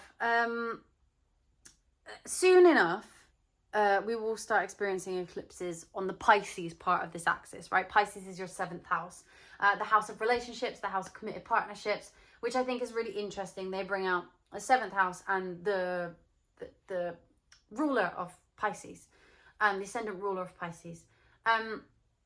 And what we're looking at here is that there will be a shift starting on this eclipse of a focus on building and maintaining relationships, and how you can do that from a standpoint of nurturing yourself enough in order to sustain these types of relationships.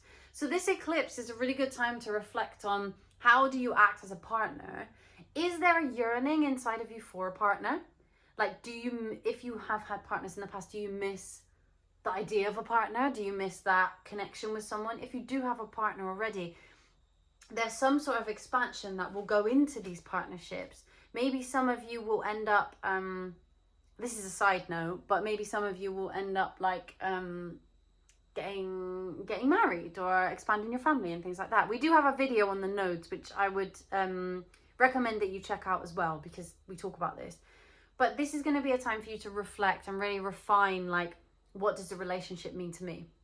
And you'll feel it. And I wouldn't be surprised if some of you feel, if you are letting go of a partner, or you are single for a while and it feels a bit hopeless sometimes,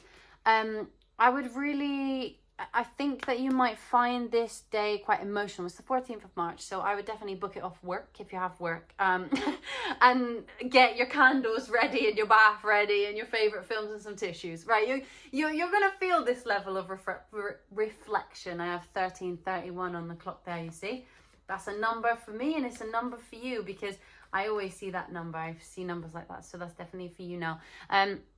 But yeah, definitely reflect on the way that you have treated your partnerships and the way that your partnerships have treated you. over the last while. Yeah, exactly.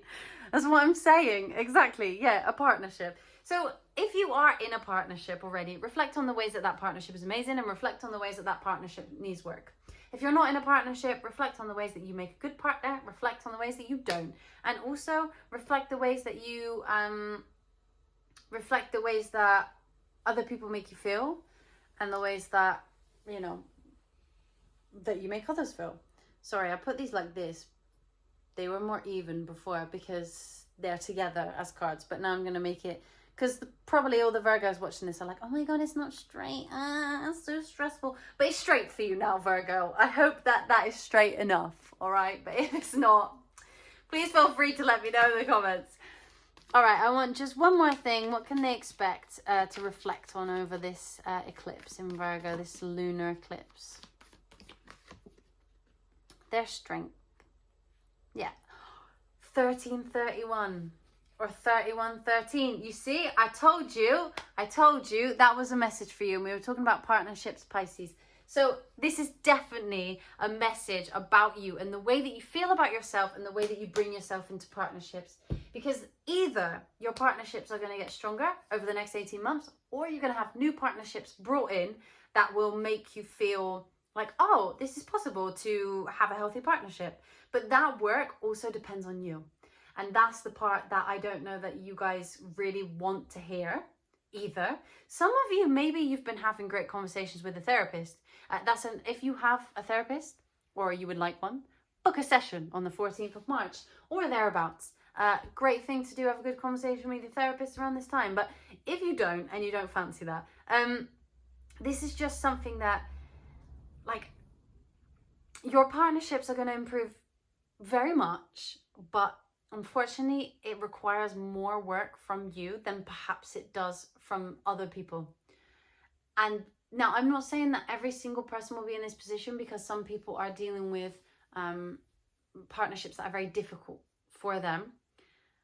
But there is something inside you, some kind of power, some kind of shift, that if you did it, it would help immensely in terms of your partnerships, even if that shift leads you to let go of some people and leave them behind. In the long run, it will help you immeasurably. I'm just saying, okay? But the work is up to you. What you do is completely up to you. I want to find an archetype that fits your energy, Virgo, during this eclipse. I've done this a couple of times. I think it's very cute. So can I have an archetype for Virgo? Virgo's energy. Hold on. That was too early. Virgo's energy during this Virgo eclipse, please. Sorry, they came out too early and I wasn't feeling it.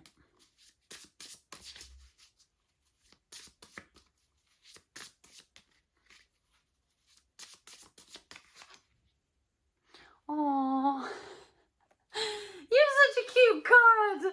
This is probably the most colourful one we've had so far, I think. Which is very cute. The frog and the lotus, lovely, great. It's number 6, fantastic, your number. We love this for you, Virgo. Virgo is number 6 in the Zodiac wheel. Virgo is highly related to the number 6 in terms of the way that it is nurturing, in terms of the way that it is ready to build something and sustain something, and is always, you know, working to build bonds through consistency. Okay, so metamorphosis is perfect for this, because I really need to reiterate to you, Virgo, and we will be talking about this for a long time, 18 months or thereabouts, about how much you are going to shift and grow. And, you know, the frog is interesting because the frog represents like cleansing, renewal, transformation, and growth. And I think what's really beautiful about this card is that you have at least 5 different colors here, if not 6. You know, some of these cards have very similar colorings. And like, look, for example, this is not your card, but they have very similar colorings. And then you have this really beautiful one, Metamorphosis. And there's a big change that is coming to you. And this eclipse is going to be the beginning of that, right? We're starting a cycle. So the things that you reflect on now are going to be things that carry you through. You don't have all the answers yet, Virgo. Don't try and get them. Just reflect. Take the time to reflect.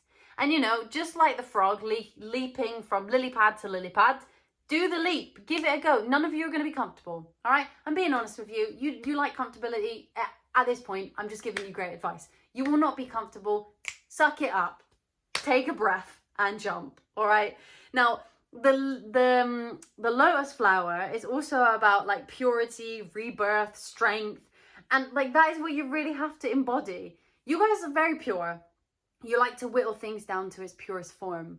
And I think that's great.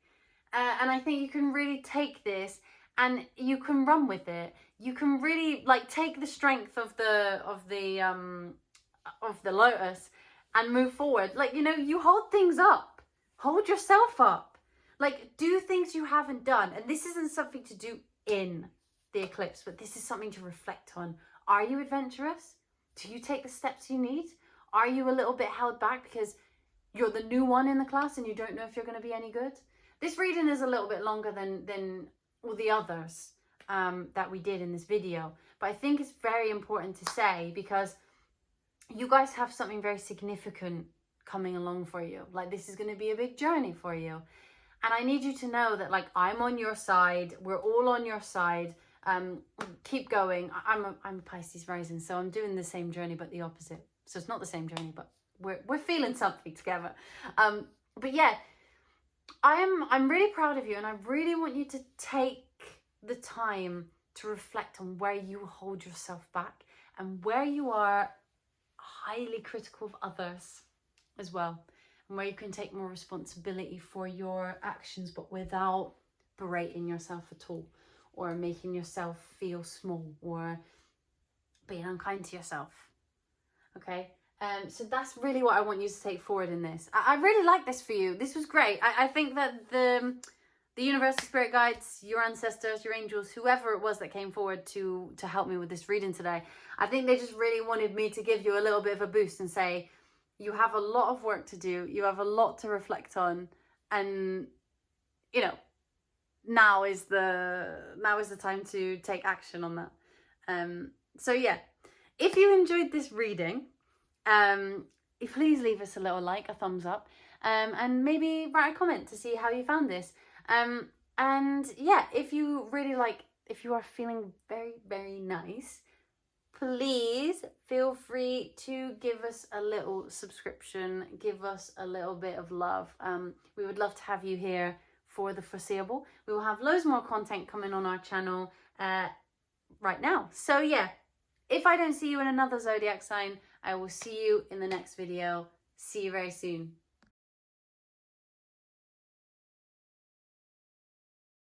Hello, my lovely Libras. This is your reading about what you can expect for this Virgo Lunar Eclipse.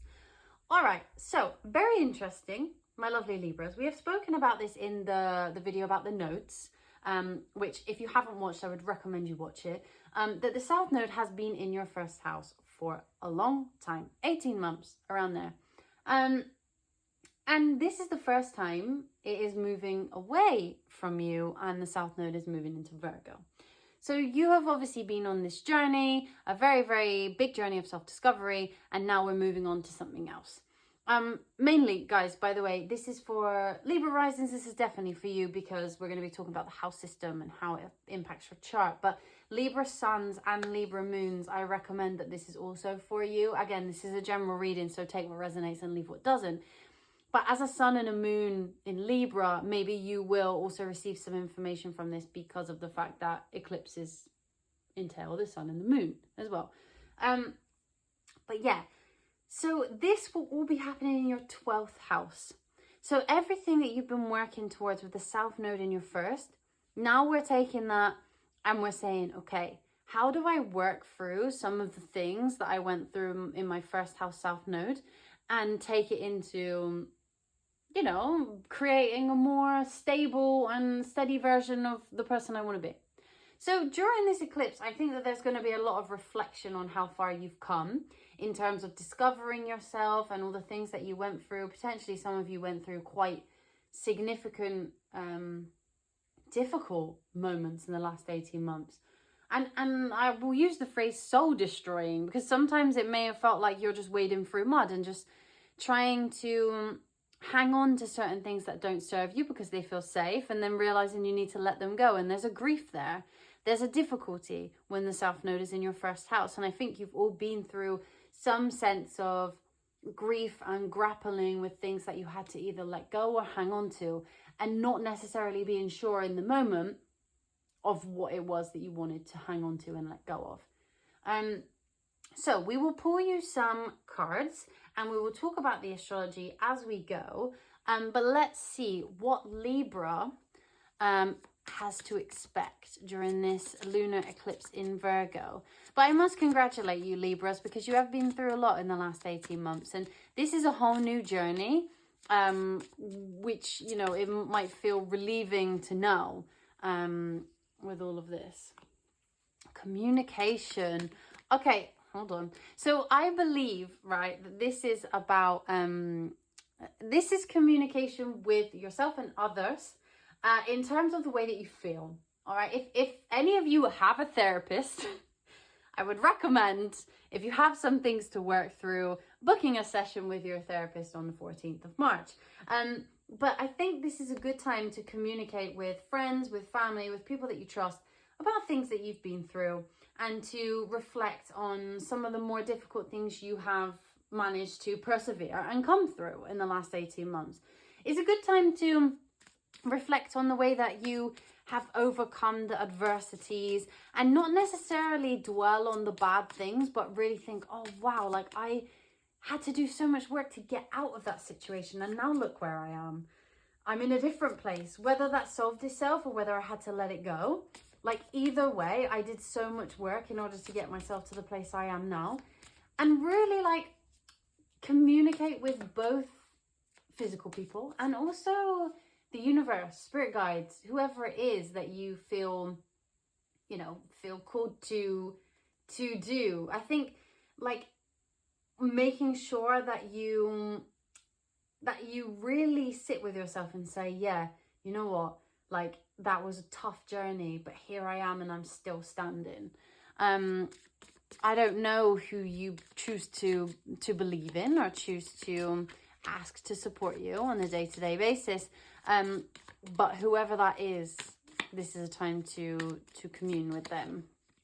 Gratitude. Yeah, exactly. And we have joy on the bottom of the deck. And I feel like, Libra, it has been quite a journey. All right. Now, if you have any Virgos in your life, you can share your experience with the Virgos, because they're about to go into the journey that you have just been through in their own little way. But Libras, I think that now is really, like, you see how she's having a little meditation there, really focusing in on herself with her eyes closed. I think this eclipse is literally, it would be great if you could do that. Like this, do this, you know, either in nature, she's in nature, or in a space alone where you can connect with your own self and your higher self. Because there is something really cool about how you've gotten through the last 18 months, and something that I think may not have translated yet into your inner world. You may not have really come to terms with what's happened. And this eclipse cycle is really going to give you that sense of like reflecting on what you've been through and coming to terms with all of that loss. Or all of that hardship and difficulty. So there is a gratitude there to be had that you made it through. I don't know, maybe some of you actually really had struggled with your mental health. And I don't know how dark your days were. I'm going to say dark. If you have struggled with your mental health, you understand what I mean by that. But the gratitude for you being alive and really getting to experience life again, and knowing that you made it through so many things that, you know, potentially you couldn't have made, you wouldn't have made it through. What else can Libra expect to reflect on during this lunar eclipse in Virgo? Fulfillment. Yeah, great, lovely. Passion. We're getting there, Libra. We're getting there. Libra, take the time to reflect on what makes you passionate, what brings you joy.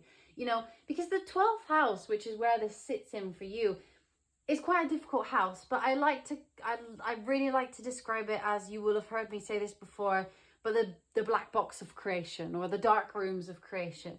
The place where the photographer goes to develop the photos before they can be shown to the outside world. If you open the door too fast, the photos get ruined. So this is healing, that if you try and go through it too fast, you will never get to the point where you want to get to. So reflect on that. Reflect on the amount of healing that you've already done, and like how you know, how you can maybe one day share that story with others. But it's important that you give yourself credit. It's important that you give yourself credit and you ask for support when you need it, because processing these things can be quite tough. But yeah, what else do they need to expect? Growth. Yeah. I mean, look, and we have joy again. This is the thing, Libra. This eclipse, we don't manifest. We don't do any of that. We don't make an altar for this situation. We don't do that stuff. But I think it is a good opportunity for you to give thanks to yourself and to anyone or anything that you feel has helped you through this time. And it is an opportunity for you to acknowledge your growth. Like, acknowledge that growth. Sit there and you, like, we're not manifesting, but taking a pen and paper and being like, I did this year. Like, I did this year and that was cool. Or I made this mistake this year and I won't do that again. And it's not about necessarily like having the answers and like setting the intention of like, I'm making a vision board and like, this is what I'm going to do. No, it's like, what has come before and how can I sit in that and relax knowing that that is done. I think that would be a really beautiful exercise for you to do. But this is, you know, there's yeah, look at that. Your ascending ruler she's hanging out there. There's something to be said about giving yourself self-love and also recognizing the things that you still need to let go of. And knowing that Venus is always here to give you some love. Like, Venus is always here to be like, hey, Libra, you are capable of so much love. You deserve so much love. You are such a gorgeous person. Well done for going through all that hardship. You're still the gorgeous person that you are, just a little bit different. And there's something to be said for Libra needing to let go, because Libra, you know, you guys, bless you. You're always trying to be there for everybody and you're trying to do this and trying to do that. And keep the peace. But sometimes there are things that you have to let go for your own peace of mind. And some of you don't like to put yourself on the scale, the metaphorical scale, but not the physical scale. You know what I mean? Some of you don't like to put yourself on the scale of importance of people. And now is going to be a time where you have to put yourself on the scale of importance. And you have to say, like, I need my time and I need to heal. And, you know, you can say to people, you need to do your own healing, but I need that time to do mine. And you have to put yourself first. So this is going to be a period of time where you can reflect on your ability to put yourself first and what you've learned in the last little while. Cultivate. Yeah. So you see, this is the thing, right? You guys need to really, really, really make sure that you are, you know, Taurus is your 8th house, and you need to make sure that you're taking care of your mental health during this time, because this is all happening in your 12th house. Again, therapist, fantastic idea. But if you guys want to do anything during this time, it really is to know that your health and your mental state is what is most important right now. And really reflect on what is it that still you haven't quite let go of. What is it that is going to help you build something and that is going to help you move forward? What is it that you have to let go of in order to do that? That is the question. 11:22 on the clock. They're cute. But yeah, my goodness. But yeah, I think that's really going to be important for you in your reflections in this period of time. The 12th house, I know it sounds like not an amazing house, but it really is essential. Oh, we have 8th house. Okay, so we were talking about the 8th house. This is important. And we have confrontation on the bottom of the deck. So, here. So, I think that this is, right, you've done a lot of confronting, you know, your fears, and you've done a lot of confronting your inner demons in the last 18 months. But I think that this eclipse is going to bring forward the need for you to clarify what those demons are, and to really hone in on if there are some left behind. What are the ones that have been left behind? And how are you going to move past that in order to make yourself the healthiest version of you possible, with the most confidence and the most love for yourself and the most kindness for yourself and the most self-importance. Like, I'm not talking self-importance like I'm the best person in the world, I'm the most important, but I'm just talking about you like you are a person. And like whatever, what it is that you want is important. So during this eclipse, really, really hone in on what demons have I still got left behind from the last cycle, and what do I need to let go of that is still weighing me down from that, you know. I think that that's going to be essential for you to get through the next bit of time as we go through these eclipses in Pisces and Virgo. So I was doing this with the others, and I would like to continue this with you. So I'm going to pull you a little cute archetype that is going to be your energy, the way that you embody yourself during this time. Oops. Sorry, that was too many.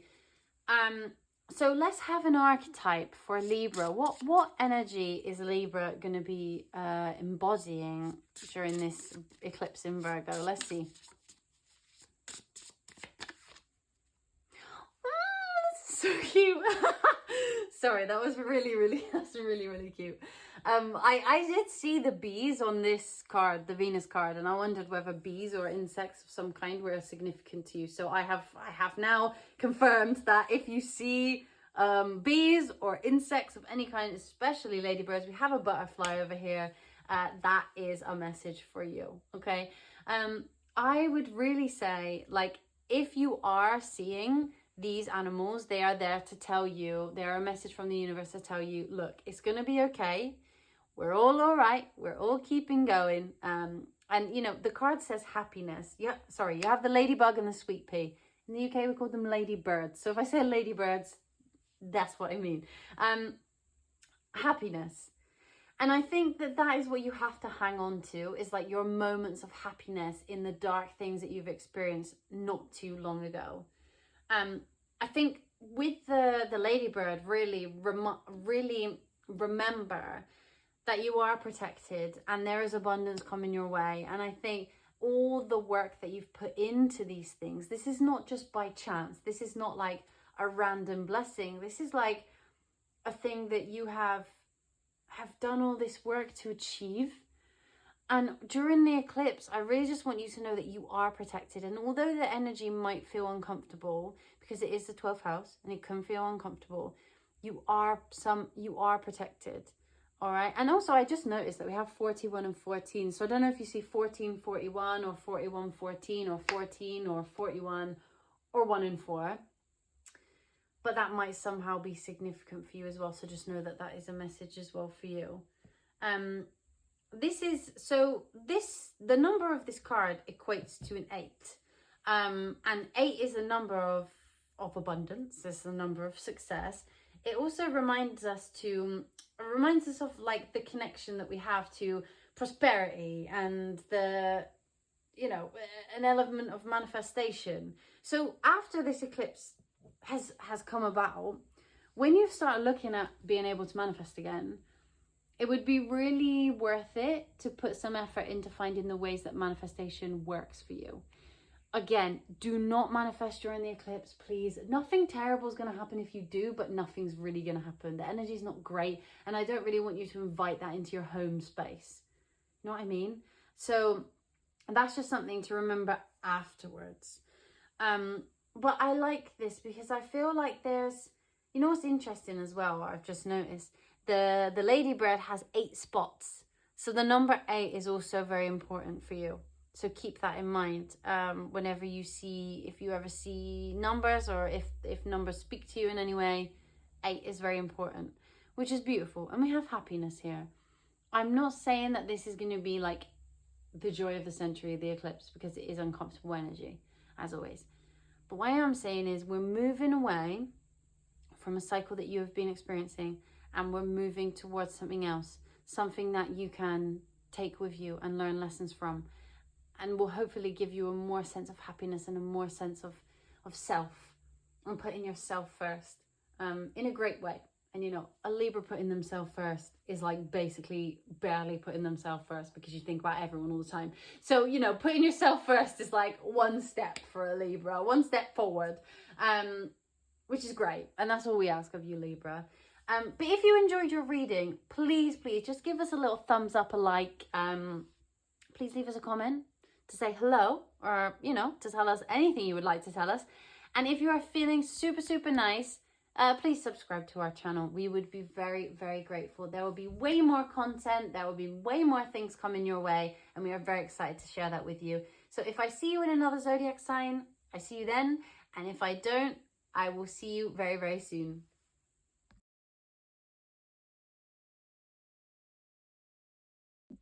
Hello, my lovely Scorpios. This is your reading on what you can expect for this Virgo Lunar Eclipse.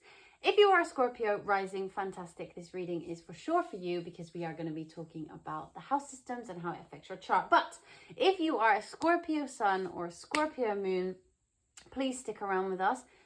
Moons and suns obviously are very important to eclipses, so this is for you as well. But as always, this is a general reading, so take what resonates and leave what doesn't. Scorpio, so what we will do is we'll pull cards, and we will also talk about the astrology as we go. But I just wanted to start by saying that this is happening in your 11th house, the house of community, groups, of good fortune as well, in fact, and also the places where you feel you fit in. So what this eclipse might bring up for you guys is an idea of like, what are the blocks between me and my community, or a community that I would like to be a part of?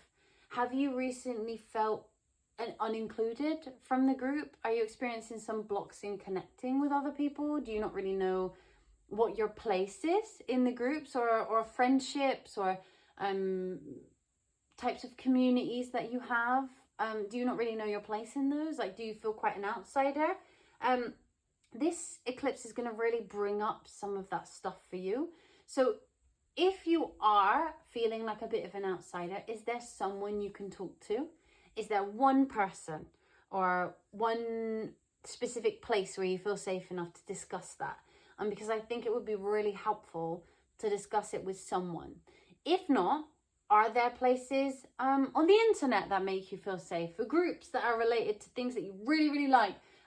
Do you love, I don't know, a game? Like, are you a fan of a specific computer game? And are there people online who do lives, and you can go and join in with their community? Like, what does that look like for you? But I think for your reflections during this eclipse, it really will be honing in on like, which groups do I love? Which groups do I want to be a part of?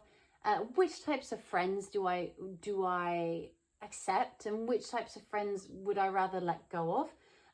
Where am I really picky about the groups that I'm in? Am I quite harsh on them? Do I criticize them quite a lot instead of just being open and letting them in and being able to like accept people's differences and let them go? Or, you know, what do groups look like for me?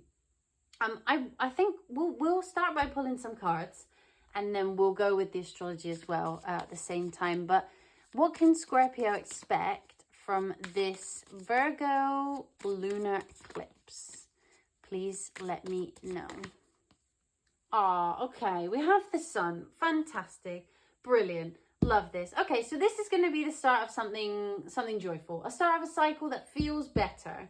So I think if you have had an experience where you don't feel part of something, that experience will grow and shift over the next 18 months or so. But during this eclipse is going to be a real time for you reflecting on, where do I want to fit in and what is best for me? Do I want to fit myself into a box, into a square when I'm a circle? Or do I want to find more circles who are like me? You know, who are you? And what are the people you want around you? What are the people that do you the most good? And this is really a time for you to sit and think about, like, what makes you feel safe? What makes you feel like you want to take a chance as well? Because this can also be about volunteering and about activism. So what are the causes that make you feel like are worth fighting for? What else can Scorpio expect for this Virgo? Oh my goodness, the cards are just flying everywhere. It's too many. Hold on, I just want one. What can they expect to reflect on in this Virgo lunar eclipse? Connection. Exactly. This is what I'm saying. Rebellion. That's what I'm saying. Like, where are you holding on to connections that really don't serve you? And where can you meet people who are really like-minded?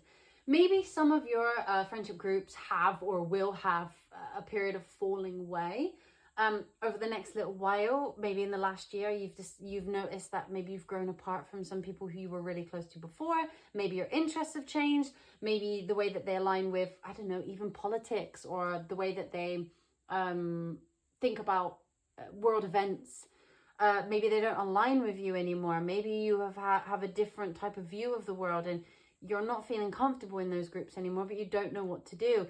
This is definitely about finding those new connections. And I think during this period of time, you're going to really have to think about letting go of the ones that don't serve you anymore. And it will lead you to some kind of prosperity. During this eclipse, I really want you to sit with yourself and think like what represents you the best and what really doesn't represent you anymore. Because some of these things might have represented you not even that long ago. But right now you're having a moment where you're like, I don't believe in this. I don't agree with this. But these are the only people I know, and these are the only people that I have, and I don't know what to do to get away. And it will hurt, you know, this idea of like, what do I need to release might hurt, but it's worth it in the long run. What else do they need to expect for this lunar eclipse in Virgo? Relationships. Okay, great. So yeah, this is all, we have rebellion as well. I think there's something here about you needing to rebel against something that feels very normal to you. And you know what? I'm going to put this here because it keeps being on the bottom of the deck, and somehow I think that's very important. So we're just going to leave that there. But I do think that there is something here about you just really needed to take a stance for what it is that you feel is right. And with you, you know, there's a lot of like, there's some free things here. Like there's some wind coming up here. There's birds here. There's birds here. You know, like I think this is you being free from anything that you had to fit into before, and now you are making your own places to fit into. You are finding other people who really get you. And I think the only way you find these people is through the self-reflection of this eclipse and really being like, I don't like this, but I do love this in people. And these are the people who really make me feel great, and these are the people who don't. And what is the difference between those people? Hold on a minute. I'm gonna do some more cards. So what does Scorpio need to expect to reflect on during this eclipse, lunar eclipse in Virgo, next to the South Node?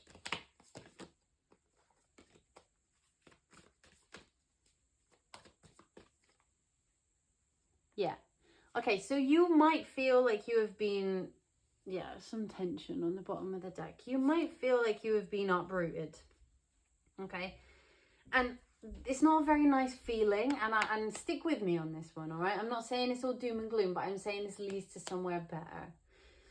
So during this eclipse, understand what it is that makes you feel uncomfortable about changing the direction of your groups, changing the direction of your life in order to find people that really fit you and find people that really resonate with you. And this isn't about cutting everybody out. You know, differences make us who we are, and you can definitely be in groups that are slightly different to you. But if you are feeling a little bit like an outsider or a little bit lonely, like this is a time to reflect on why that is. Yeah, and explore. you know, like explore what that means to you and explore the groups that are out there. Because listen, this is a big world with a lot of people. You are not alone. You are not the only one who thinks how you think. You are not the only one who likes what you like. You are not alone. You know, if you are, for example, a parent and you can't find any other parent, maybe you're a very young parent or a single parent or an unconventional type of parent. I don't know what that means to you, but, you know, where you feel like, I don't really, no one really gets me or gets my children. Perhaps you have children who have difficulties. You know, maybe they struggle with certain things and you can't find any parents who understand the difficulties of your child, and you want to find groups where your child can play freely with other children and feel safe with them and feel like they understand them. Maybe you're trying to look for communities not only for you but for your whole family. Maybe you moved somewhere and you don't speak the language and now you're trying to find a group of people who you can relate to, and maybe they speak your native language and you feel comfortable with them, or they make your native country's food, you know. So it's all about finding those things, and I think you need to really like get it into your brain what you want. So take this eclipse to reflect on what works and what doesn't work about your partnerships. There's okay, thanks, like they've just given me South Node Virgo. Great, thank you for that. Because that's what I'm talking about, so great. Yeah, and I think that actually this is going to be a theme throughout the South Node in Virgo transit, of you really needing to let go of, like, you know, the idea that you're alone, and this idea that, like, oh, nobody is going to be there for me, I'm never going to find my group. You know, and maybe you won't find people that are exactly like you, but that is the beauty of the earth, right? We can't be too critical. Maybe they disagree with us on one thing, but maybe they agree with us on another. Or maybe you relate to them on one thing, or maybe another. So really be open to that. Just take some time to reflect on the groups you're currently a part of, or the causes you currently care for, and whether they are working for you or not, or whether you've outgrown them or not. I'm going to pull you a cute archetype card because I've been doing this with the others and I think it's very nice. So what archetype will Scorpio embody during this eclipse in Virgo? This lunar eclipse in Virgo, what will Scorpio embody? Oh, preparation. Okay, so you have the squirrel and the chestnut. All right.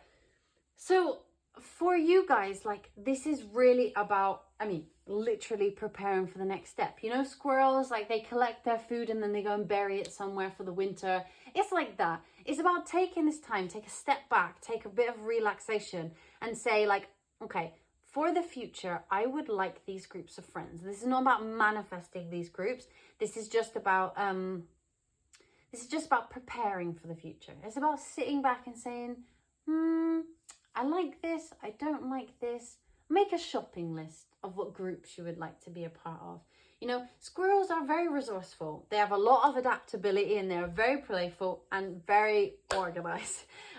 And Scorpio, you're extremely resilient and extremely resourceful as people. So I think use that resourcefulness in order to think about the types of connections that you feel you would like to have in your life. And to think about that feeling of fitting in somewhere and it being for the long haul, right? You want these groups to last for a really, really long time, and you want to have those connections for hopefully forever. So you've always got someone or some people to lean on, or some people who share in your joy, your love, your anger, your sadness, and every emotion in between. But I think what's really important to remember is that although we're not manifesting these groups right now in the eclipse, because it's a very bad idea, really focusing and thinking hard about what you have learned about these groups and what you need to let go of. You know, the number on this card is a 29. And 29 appears when you're usually like on the brink of a personal change. So this is something where you are about to enter into some kind of transformation. And this personal transformation leads you to connect with other people who are probably also on the same similar journey as you. Just relax, Scorpio. This doesn't have to be figured out now. We don't need all the answers. We don't need to know the groups we are going to be a part of. We don't need to know any of that.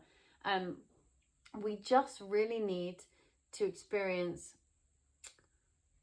everything as it comes, but just kind of know what it is that we want to know where it is that we want to get to, or what we like and what we don't. Because I think sometimes we don't really hone down, like we just say, I don't like it.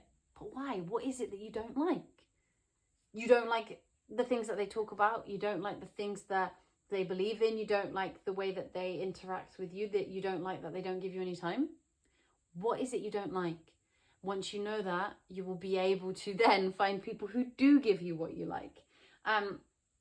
29 equates to a 2 as well, which is about balance. It's about harmony and loving relationships. And finding your path. And I think like using that, as I said, squirrels bury their nuts, right, for a long time before the winter, and then they go and dig them up, and they can always find them again. As humans, we're like, how do they know where they are? But they have like such a keen sense of smell and orientation that they will always find them again. And it's about that preparation of being like, you don't have to know where you will find these people or what you will do. It's just about knowing kind of what you want. And reflecting on things in your life that right now are blocking you, things in your life that you don't really like that much. And would you really want to invite more of that into your life anyway? So yeah, Scorpio, that's what I have for you. If you liked your reading, please just give us a thumbs up, a little like. Please leave us a comment if you would like to. And if you feel super, super generous, give us a little subscribe to our channel. We would love to have you here. I'm very grateful that you sat through this reading with me today. And I hope you got something out of it. But there will be a lot more content on this channel very, very soon for you to enjoy every single week. So please come back and say hello. And if I don't see you in another zodiac sign in this video, I will say see you later. And if I do, I will see you very soon.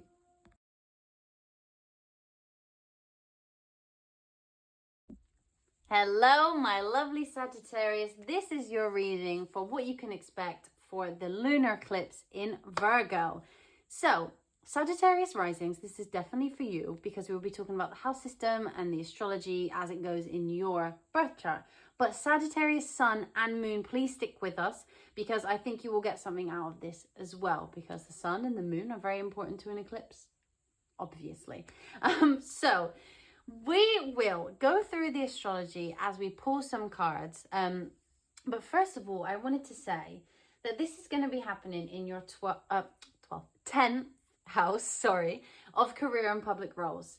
So if you guys have been experiencing some blocks in your career or the way that you are perceived in the public, or if you own businesses, blocks in your businesses, or in you allowing yourself to be viewed by the general public out of fear or feeling uninspired, this is going to come up for you in the way that you reflect during this eclipse.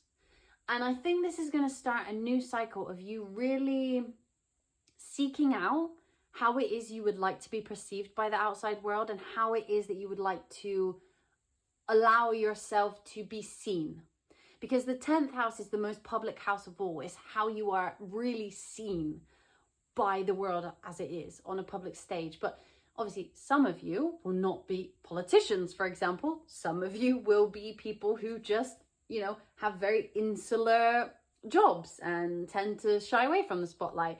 But I think this is an important time for you to really think about like where you should allow yourself to be seen in public, where you should allow yourself to align with the goals and the dreams that you have for your career. Now, no manifesting during eclipses. It's not great energy. Don't do it. But when you reflect on the things that make you very happy in terms of when you are seen, and reflect on the times where you hold yourself back from the spotlight, because that's going to be very important.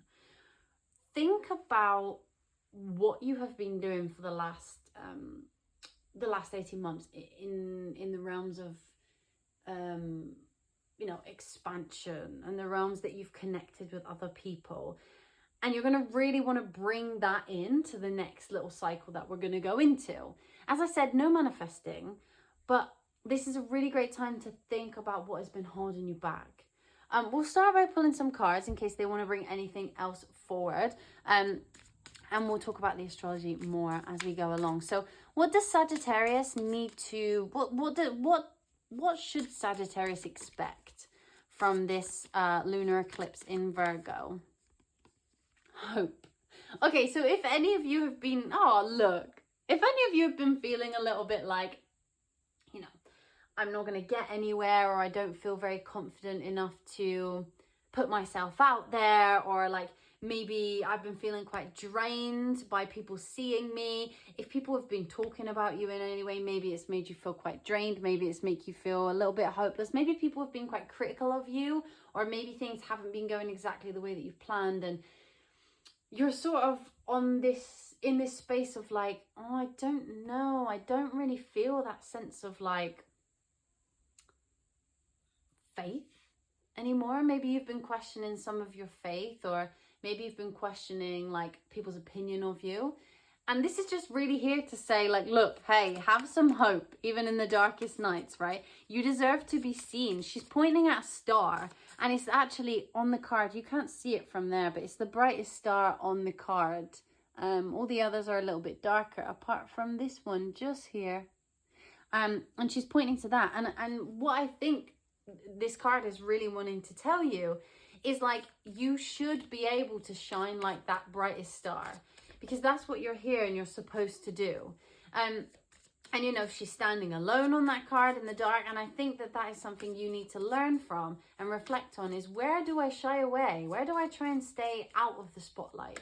Where do I try not to be looked at? Like, where do I try and hide myself?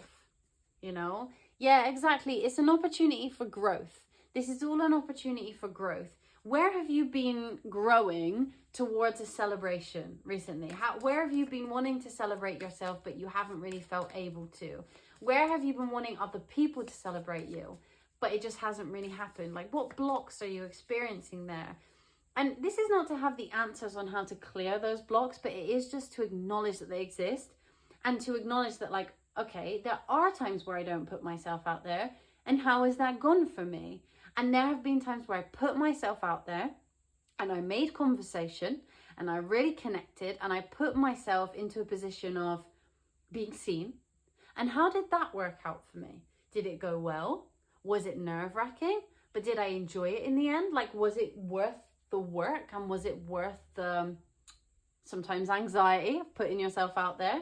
And really thinking about what lessons it has taught you in order to put yourself out there. Yeah, okay. So what they want you to do as well in this eclipse time is reflect on the way that you communicate with others. In this communication card, yeah, reflection. In this communication card, she is writing in a book. She's not actually communicating with a physical person. She's writing down, and she's maybe communicating with the universe. And where do you tend to shy away from communication with others that could get you really seen? And you would prefer to communicate with yourself, or insularly, or keep your circle very small. Like, how can you allow yourself to communicate with others in a way that freaks you out a little bit, but could be very beneficial?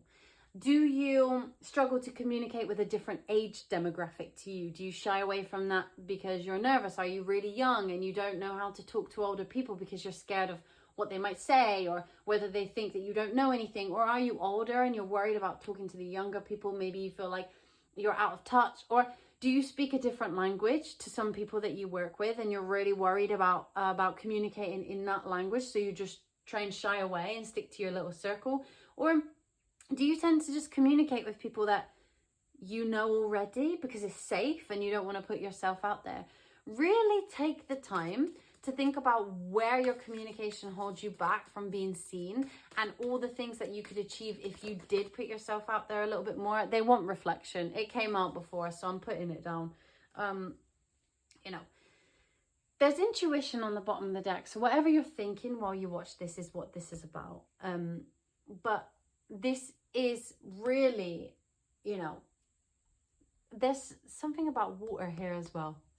But yeah, maybe it's because water holds memory and water can be a reflection of ourselves. But I think it's important to note that as you are reflecting on yourself, let go of any criticism that you have or any nerves you have about meeting other people, because we need other people. And they can get you to a place where you feel comfortable being seen and where you deserve to be seen. Think about the times where, we have the 10th house that just popped out. Think about the times where you have actually put yourself out there and you've gone to meet new people, or you've taken the chance to do that pitch, or you have taken the chance to talk to new clients, and it's really elevated you either in your career or in the way that you have the confidence to speak in front of others, or how it's given you the gifts of you know, other people meeting you because they saw you that one time and they thought you were really cool, cool or smart, or had something that they needed and they wouldn't have known unless you had spoke up. Think about those times and how that impacted you, and how the other times where you have, the other times where you haven't spoke up, how that has impacted you as well. We have partnership here. There's significant partnerships that can come your way that will really elevate you into the public sphere, as long as you take this time to reflect on how you communicate with others. Can you be quite critical of others? Does that sort of sometimes cut off opportunities to connect? Does that cut off opportunities to grow in your career? Yeah. Do you put in strong boundaries? And those strong boundaries, unfortunately, turn people away from you because they think, they don't really want to be around me. They don't really want to get to know me, so I don't really want to get to know them. And then does that give you the impression that people don't like you or they don't appreciate you? And it's just because you had a wall that you put up. Do you know how to communicate with certain groups of people, but you're nervous? Maybe you are part of, maybe you have people in a group that you're in who are deaf or blind, and you have to communicate with them in a specific way, or you have to support them. Do you understand what I mean? Like, you know, you have had to learn sign language and you're not quite yet comfortable with it, so you don't really know how to, you know how to do it, but you won't do it because you're scared. But then that gives a wall between you and the other person. Or if you do speak another language, like maybe you're not putting that out there enough, you know, like maybe you're not trying, and that's giving a wall in between you and somebody else. Yeah, this is going to be a journey though. And to be fair, it is going to be a journey because this is what's happening over the next period of time. But I think what they really, really want you to look at in yourself is to say, where am I super perfectionistic about the people that are in the spotlight already? Where am I perfectionistic about myself in the spotlight? Do I really not want to be seen just in case I embarrass myself? Or do I not want to be seen just in case nobody wants to hear what I have to say? Or do I not want to be seen just in case I ruin my reputation? Like, are you worried about ruining your reputation? Or are you concerned about people just not accepting you? Or are you concerned about getting your ideas out there and your career not really taking off because somebody doesn't like an idea that you have? The only way you're going to learn that is by putting yourself out there. And I believe that if you reflect on this and you sort of take away and you go, okay, so this is what I do. This is the behavior that I do to get myself to not be seen. You will find the answers to how to combat that later on. This isn't something that you need the answers to right now. This is something that's going to go over the next cycle. But during this eclipse, it's really important that you focus on that. Really important that you focus on like how you also judge people in the spotlight and where that comes from. Like, is there someone really, really confident that you know, and you kind of judge them because you're like, oh my God, they're so overconfident. But really, they just are okay with speaking in a group, or they are okay with having a lot of friends, or they are okay pitching an idea. And if it goes wrong, it goes wrong. And they're like, yeah, sure, why not? But you maybe perceive them as being overconfident. Where does that judgment come from? And can you embody a bit of that? Like, be a little bit overconfident. There's so many beautiful gifts that can come from this idea of putting yourself out there, of making yourself be seen. And I think that there are also a lot of partnerships and a lot of collaborations that can come from this. But you have to understand why it is that you are so afraid of the spotlight, or why it is that you are so afraid to shake up your career in a way, or why it is that also you are so afraid to not be in the spotlight, because that is an important point to make as well. What is it that makes you uncomfortable when you are not in the spotlight? What is it? Because we're all dual creatures, right? There's a lot of duality in the human existence. So what is it in your relationship to being seen and your relationship to having a public type of career that makes you uncomfortable? If you are not being spoken to all the time, does that make you uncomfortable? If you are not the prime character in a room, don't be afraid to admit it. It is what it is. We all have a bit of ego in us, all of us, right? All of us want attention. We're human beings. So when you aren't getting that attention, how does that make you feel? Do you feel really ignored? Does it make you uncomfortable? And why is that? Where can you share the spotlight as well?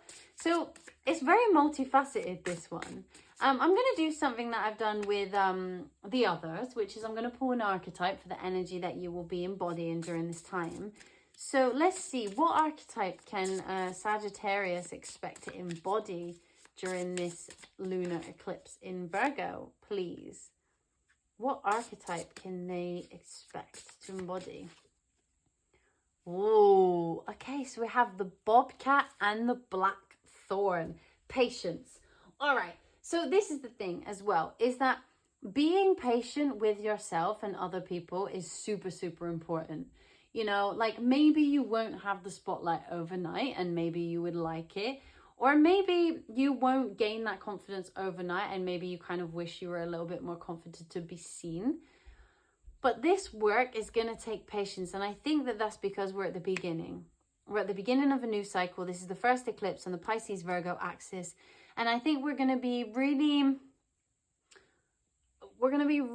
looking to build up that confidence and build up that spotlight, living in the spotlight over time.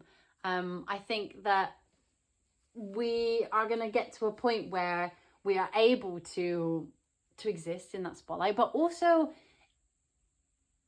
appreciate this idea of like to see and be seen. Like you deserve to be seen, but you also should see others. So if you are somewhere in the middle of like hating the spotlight and loving the spotlight, don't be afraid to admit it. It's okay. Embody this idea of like seeing and being seen at the same time, you know. And I think that the bobcat can also represent like a sense of solitude, of pulling yourself back, of introspecting, of being in a place where we find clarity within ourselves as to why we feel a certain way and why we have relationships with these types of public images. Where does that come from? Does it come from a difficult experience in your past? What makes you want to let it go? Like, how is it helping you? How is it hindering your relationship to the spotlight? How does that change your abilities in life? How does that change your opportunities? And only then, after this period of reflection, will you be able to find the answers to that. I think as well with the angel number, well, I'm calling it an angel number, but the number of this card is 40.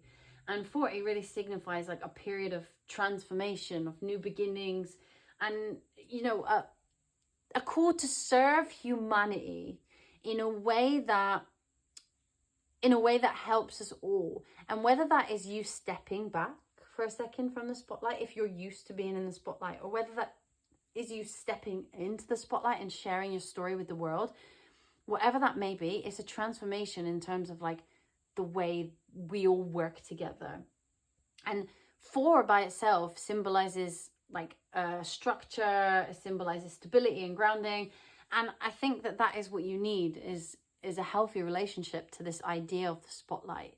I don't know whether the color purple is important to you. I don't know whether cats are important to you. Maybe they are. Maybe this is a spirit animal of yours. But if they are, when you see cats, just know that is a message from the universe. I think but I think it's just very important that you remember that these things take time and they take reflection. What is your relationship to being in the public space? What does it hinder? Does it stop you making friends? Does it stop you getting that promotion you wanted? Does it stop getting that entrepreneurial idea out there?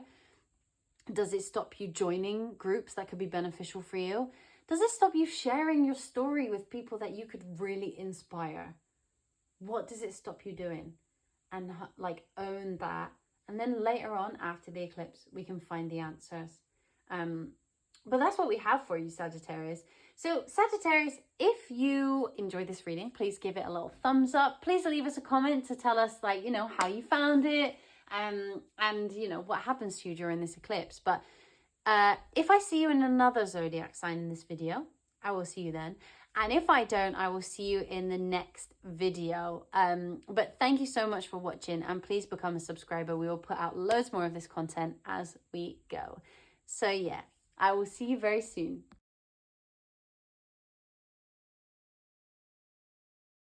Hello, my lovely Capricorns. This is your reading on what you can expect for the lunar eclipse in Virgo. So Capricorn risings, you're in the right place because we will be talking about the astrology and how it affects your chart in terms of the house system. Capricorn sun and moon, please stick around. I'm sure you will also get something from this as well. As you know, suns and moons are very important to an eclipse. But what we will do is we will pull some cards and we will talk about the astrology as we go through. What I will say before we start is that a lot of this will be happening in your 9th house. So if you have been experiencing blocks in your travel or educational pursuits, or any way that you're expanding your life or your knowledge or yourself in some way, that is what we will be mainly focusing on. This eclipse will bring up some themes of you feeling maybe a bit stuck, either in your location or in terms of the things that you are learning or the things that you're moving towards. Perhaps you haven't felt like you've really been achieving any goals. Maybe you have been achieving goals. I'm not saying that you haven't, but there are some things that you wanted to do that you just haven't done yet, and it will feel a little bit sticky. So there will be a period of time where you need to reflect on where do you want to go and why haven't you gone there yet. This isn't about having the answers about like how you're going to get there or what it is you need to do, but it's just about saying like, okay, these are the things that I know hold me back, and this is what I need to think about moving forward. This eclipse is going to bring up quite a lot of uncomfortable feelings about maybe where you are in the world. Maybe you want to move. Maybe you're looking to go on a trip, a holiday, a retreat. Or maybe you are just looking to expand yourself in terms of education, higher education, or expanding your spirituality a little bit more. Maybe you've just gotten into spirituality and you're sort of looking to understand a bit more. And this is a period of time to really reflect on that, really relax, take a rest, and connect with your spirituality. I don't want you to do any manifesting, because obviously when we think of spirituality, some of us think of like, oh, manifestation. It's not really that type of energy. It's more connecting with your higher self. And it's sort of thinking, this thing about my life needs to change. And I need to move from this place to this place, whether it is physical movement or travel, or it's hypothetical movement or travel, or psychological movement or travel. My mind is somewhere else than I think it wants to be. I have a lot of things I want to learn, and I'm just not quite there yet, and I don't know where to go or what to do. So we will pull some cards and we will keep discussing the astrology as we go. But what does Capricorn need to expect from this lunar eclipse in Virgo next to the South Node? Ooh, okay. Okay, so we're moving towards something brighter. This girl always makes me think that she's traveling. You know, she's moving towards something. You have all these sunflowers, all these mini sunflowers, and then you have the big sun in the middle. And it sort of looks like she's come from all of these tiny little sunflowers, and she's built up some basics. And now she's moving towards like the one true goal. So this is really going to be encouraging you to think about what that goal is, not necessarily about how you can get there, but like really honing in on like, where do I want to go? Like, am I happy in my location? Or am I not? Am I experiencing any blocks in terms of like moving, or in terms of getting into schools that I really want to go to? Or, you know, what is it that I'm losing out on here that I'm just not really moving towards? And we have individuality here as well. And I think that you guys, there is a sense here that you want to go on your own journey, but perhaps you feel held back by whatever it may be. It could be that you have children and you're not really sure how to balance like home life, stable home life, and being out there on your own, traveling, going to do higher education. Maybe it takes up some time. Maybe you'll have to be away from the kids. Maybe you'll have to sort something out where you take the kids with you and it doesn't really work logistically for you to take them with you. It's really about sitting and reflecting on like what you need as a person in order to keep yourself happy and healthy, and how that fits into other people's lives as well.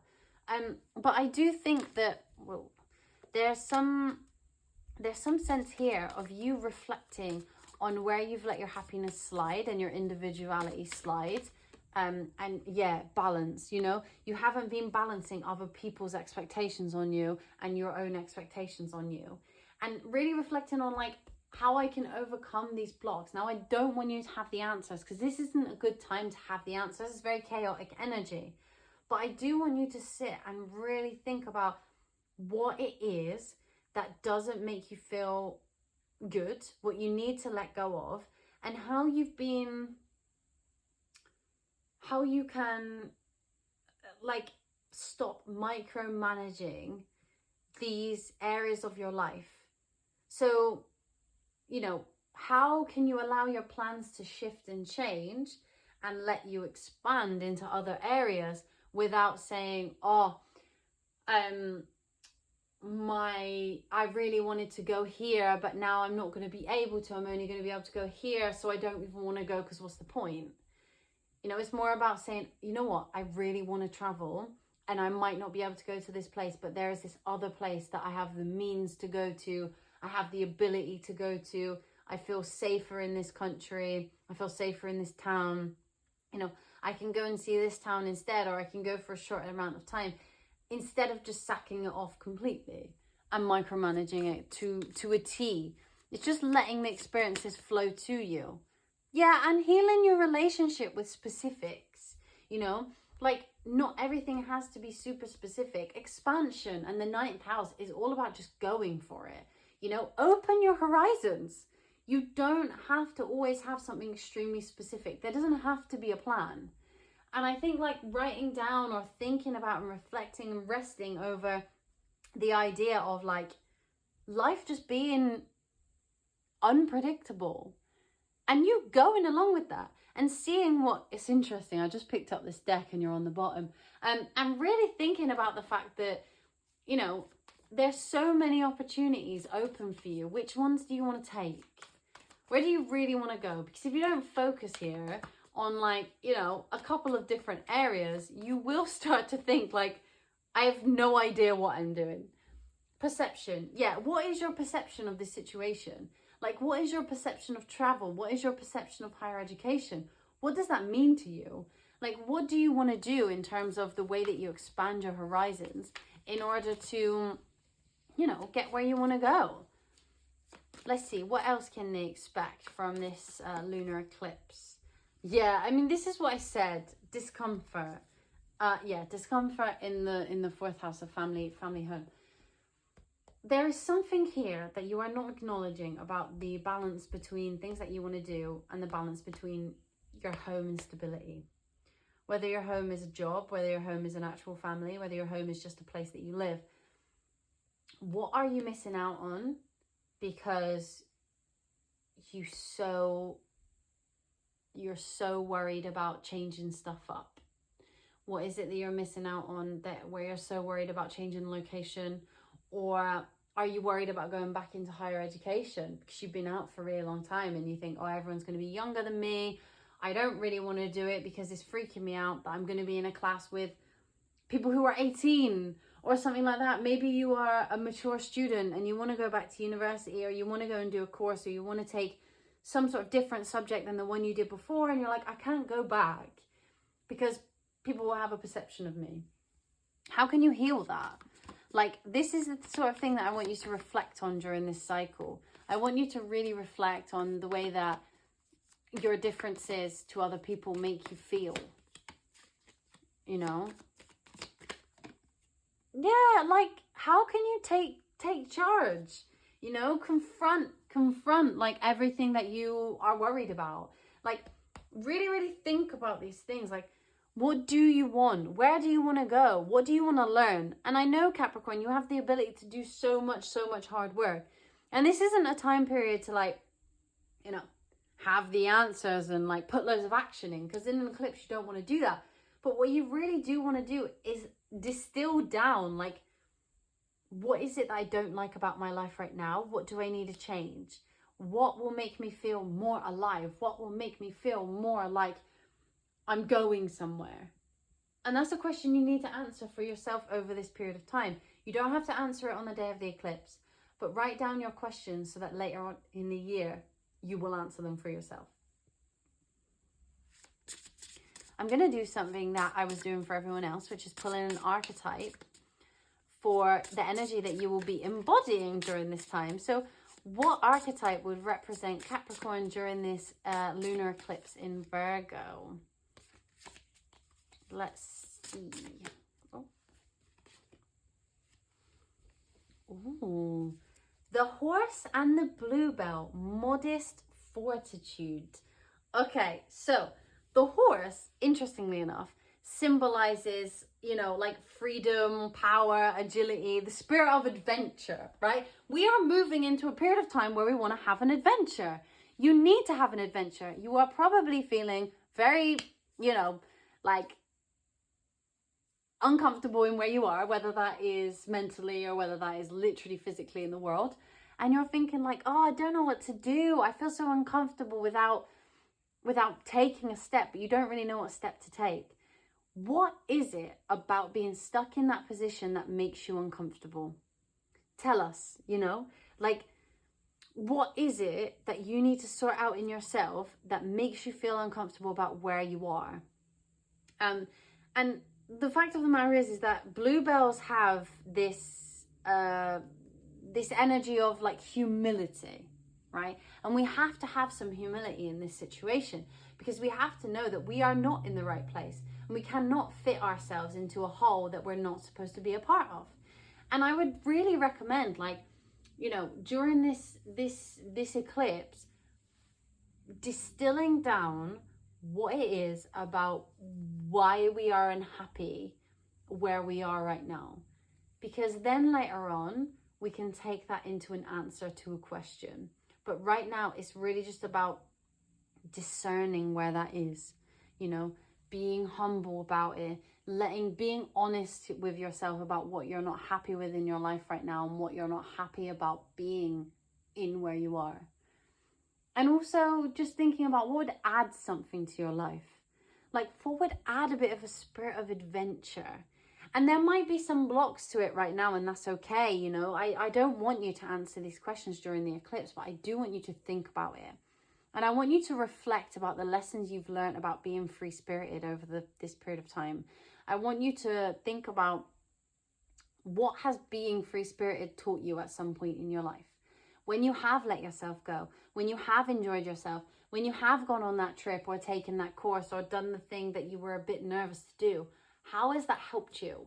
When did that turn into something really, really beautiful? Because I think that would be an interesting thing to note for you. I don't know if the color purple is important to you, but there is a lot of purple in this reading. So if purple means something to you, this is definitely for you. The number 49 also, this card is a number 49, and it symbolizes like a spiritual awakening and the importance of hard work and determination, and like to trust and have faith that there is a higher plan for you. And this is really important for you guys, because this could also be about enjoying your spirituality and getting to grips with that, because the ninth house is also about spirituality. So what blocks have you been experiencing in terms of your spirituality? And, you know, I think that there's something really, really important in that you expanding your horizons in terms of your physical place or your intellectual space. That is going to really help you in the long run. And reviewing the lessons that you've learned about those things right now is significant for you. You know, the angel number of 4, we have 4 here as well. 4 is about stabilization, about home and building a strong foundation. And I think that with this free-spirited nature, maybe you don't feel like you can build a strong foundation when you're being free-spirited. But you don't know where that free-spirited nature will lead and where you can build a foundation after that. So it's really going to be honing in on and reflecting on lessons you've learned about taking a chance, on lessons you've learned about expanding your horizons and not sitting in your comfort zone. And that is what's going to come up for you around this eclipse. But Capricorn, I really hope you enjoyed this reading. If you did and you feel kind enough, just give us a little like, a thumbs up, write us a comment in the comments. And if you feel so kind and called to, please do subscribe to our channel. There will be much more content like this. And we can't wait for you to join us on this little YouTube journey. But yeah, if I don't see you in another zodiac sign, then I will see you later. And if I do see you in another zodiac sign in this video, I will see you very soon.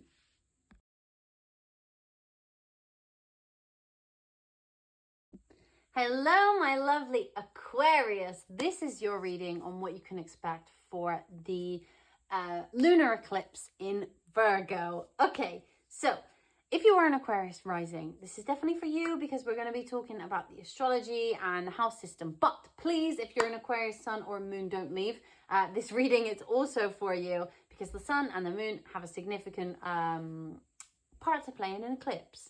So welcome. But remember, this is a general reading, so take what resonates and please leave what doesn't at the door. What we will do is we'll pull some cards and we will talk about the astrology at the same time. But this astrological moment and this eclipse axis is going to be happening for you with Virgo in the 8th house. Okay, so for you, there are going to be some reflections that come up during this eclipse that are going to make you think about the blocks you have around your collaborations, blocks you have around your mental health, and blocks you have around, can even be finances and investment. What makes you feel uncomfortable about collaborating with other people? How can you learn to collaborate with other people a little bit more? What are the collaborations that you would like to take a part of? Are there any investments that didn't do as well as you thought they were going to do? Or do you have any blocks in terms of the money that's coming in that you thought you were going to earn quite simply, and it turned out that it was much more work than what it was advertised as? Or what have you learned over the last period of time about your mental health? You know, how can you take care of your mental health? How can you sit and reflect and relax over what you need to do to take care of yourself? So let's pull some cards and talk about the astrology as we go. But this is for you, lovely Aquarius. So what can Aquarius expect from this Virgo lunar eclipse? Okay, so we have hope. Great. So some of you definitely might have been experiencing a period of time where you felt quite low in your mental health. And if that is the case for you, then I would suggest that on the 14th of March, you take a little break and you take the day off work and you give yourself like a mental health day and take care of yourself, and maybe the days surrounding it if you can, if that's possible. But just take care of yourself, whether that includes you going out with other people and socializing, or whether that includes you just sitting with your favorite snacks under a blanket, whatever is best for you. Taking a bath, you know, chilling out amongst your candles, and just having a nice time, because whatever you've been going through has made you feel quite hopeless and has made you feel like life is kind of difficult and has made you feel a bit like, you know, I don't really know how to get myself out of this. And some of your collaborations, I don't know whether some of your collaborations might have fallen through. Maybe you were supposed to do something with a group of other people and it just didn't really work out. And maybe now you're kind of back to square one and you feel a little bit hopeless. Yeah, we have feel here. Maybe you feel a bit emotional about it. You're a bit nervous about it. You don't really know where to go from here. And I think this eclipse is going to bring up a lot of those feelings. So please do take care of yourself over this eclipse period of time. And just know that it might bring up some difficult emotions. And I want people to be there for you for that. Look, it's not going to be life-shattering or, you know, everything's falling apart. But it's just like, you might feel a couple more things than normal. As an Aquarius, you probably like to hold things a bit inside and use your logical brain to explain some things away. But it might be a period of time where you just need to let yourself have a little cry, you know? But yeah, so what else can Aquarius expect from this eclipse? Well, we have reflection. And I think that is important for most, I mean, it's important for all of us during the eclipse. Really reflecting on what makes you feel good and what doesn't. And what about collaborations has worked in the past and what hasn't? Like, is there something that you always come up against in terms of a block in collaborating with others or working in a group? What is it about that makes you either uncomfortable or that makes you unable to share? Like, do you find it easier to work as an individual or do you find it easier to work as a group? What is it about group settings or collaborations that sometimes doesn't work? Or what is it about it that you love? Because it's important that it's important that during this time we find out what those blocks are. And then later on in the year, we can start to work them out and find the answers to that. Again, I've said this before to a number of groups. This isn't about finding the answer now, but it is about writing down. You can write down if you want, or think about the issues that come up around that so that later on we can find the answers. What else can Aquarius expect from this eclipse? What else can Aquarius expect? Yeah, I mean, it's the end of a cycle. It's the end of a cycle, all right? And that is true, because we've had this other cycle of it's the end of a cycle and beginning of a new one in March, because we have had the Libra Aries axis for eclipses, and the South Node and North Node, and now we have Virgo Pisces. So it is definitely the end and the beginning of a new cycle. The old cycle for you, the South Node would have been in your 9th house. So there was a lot of things coming up for you in terms of the way you expand your life and expand yourself. And now you're starting to put that behind you, but you're starting something new in which you need to learn to take care of yourself a little bit more. And maybe you've been burning yourself out. Maybe over the last 18 months, you really felt a sense of burnout and you didn't really know where to turn. And now it's time to reflect on what makes you feel comforted and what makes you feel safe. And how you can allow yourself to just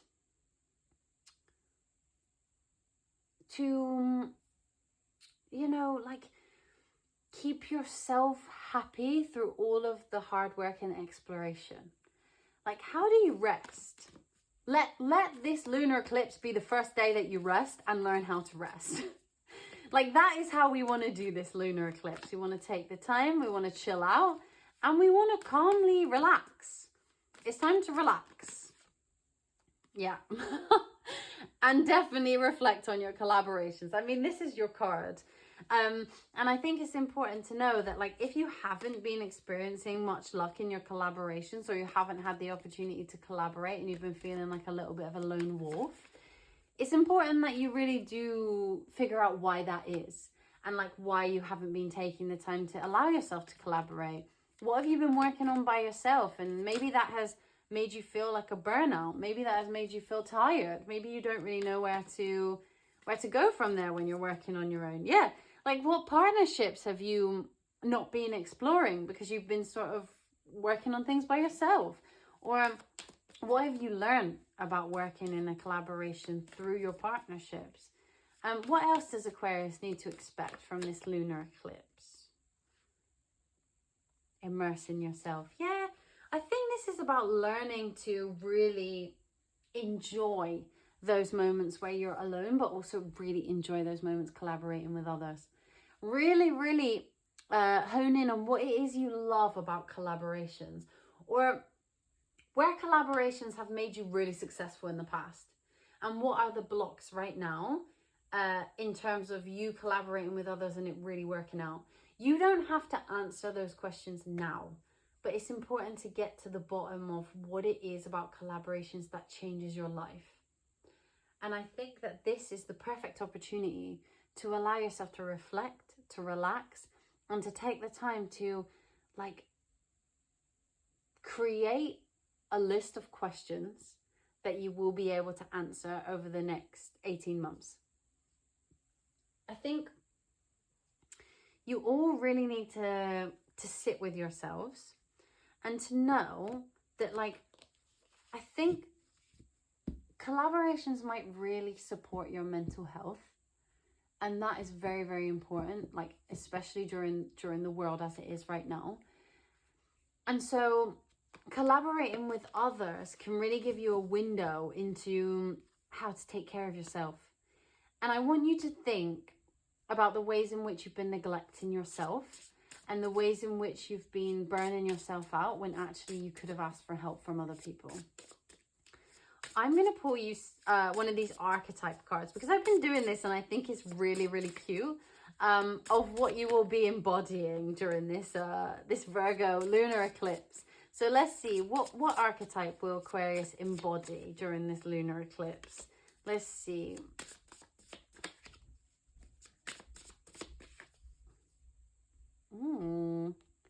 Success. Okay, so I think that this is basically this is really saying to us that, like, through your collaborations there will be success. Okay, and even if sometimes you want to go it alone and you want to be like, no, I create my own success, I do these things by myself, it's like, yeah, sure, of course you do, but in your collaborations you are much stronger than you are when you're alone. And that's not to say you're not strong. That's not to say you're not good enough. It's just to say that you create such beautiful work with other people. And that's fantastic. Some people don't have the ability to work with others, and I think it's very sad. But you do. And you have such a beautiful ability to bring out the best in both you and other people. And I think that's important to mention. And there is success coming your way. And I think you are going to really start to feel that as we go through this cycle. But right now, there will be an acknowledgement of any blocks, of any issues that have come up around collaborations.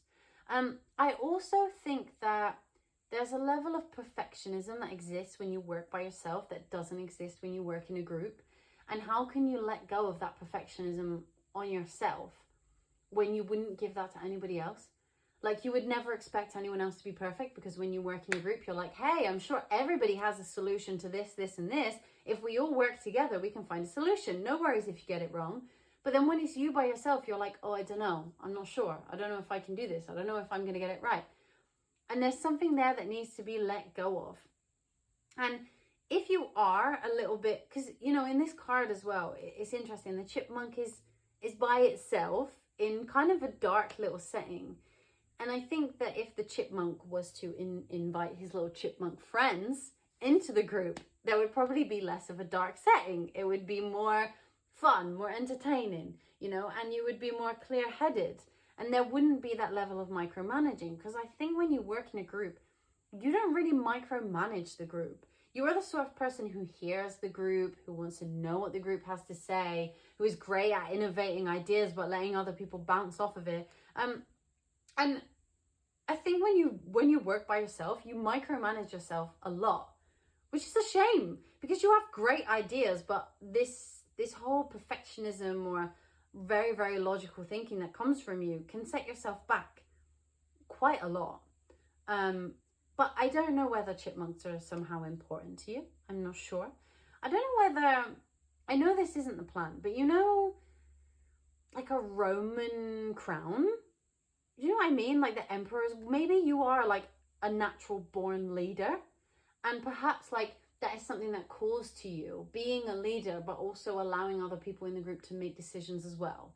Like there's a difference between a leader and a dictator, and you are a leader. You lead the group in terms of confidence, but you allow other people to feel confident too. And I think that's really cool.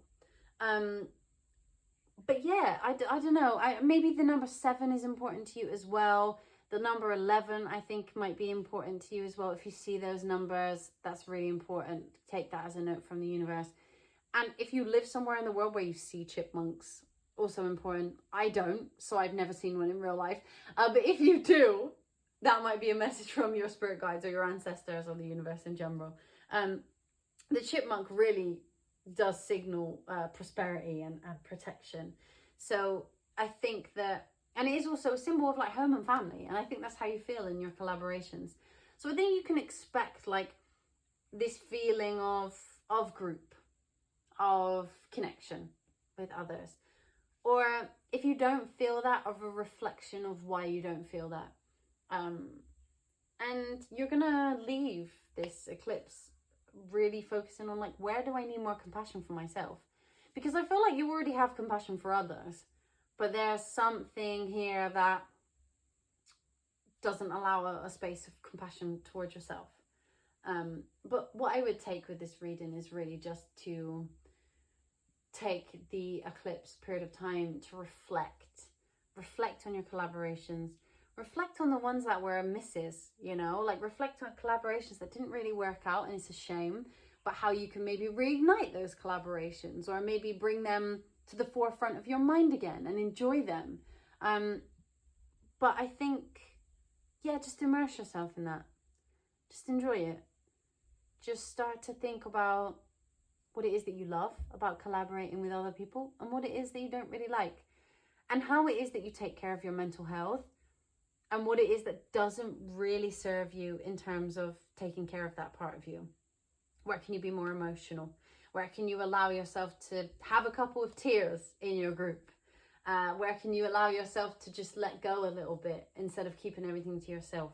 But I'd love to know how your eclipse goes. I really, really would. And if you liked your reading, please give us a little thumbs up, a like.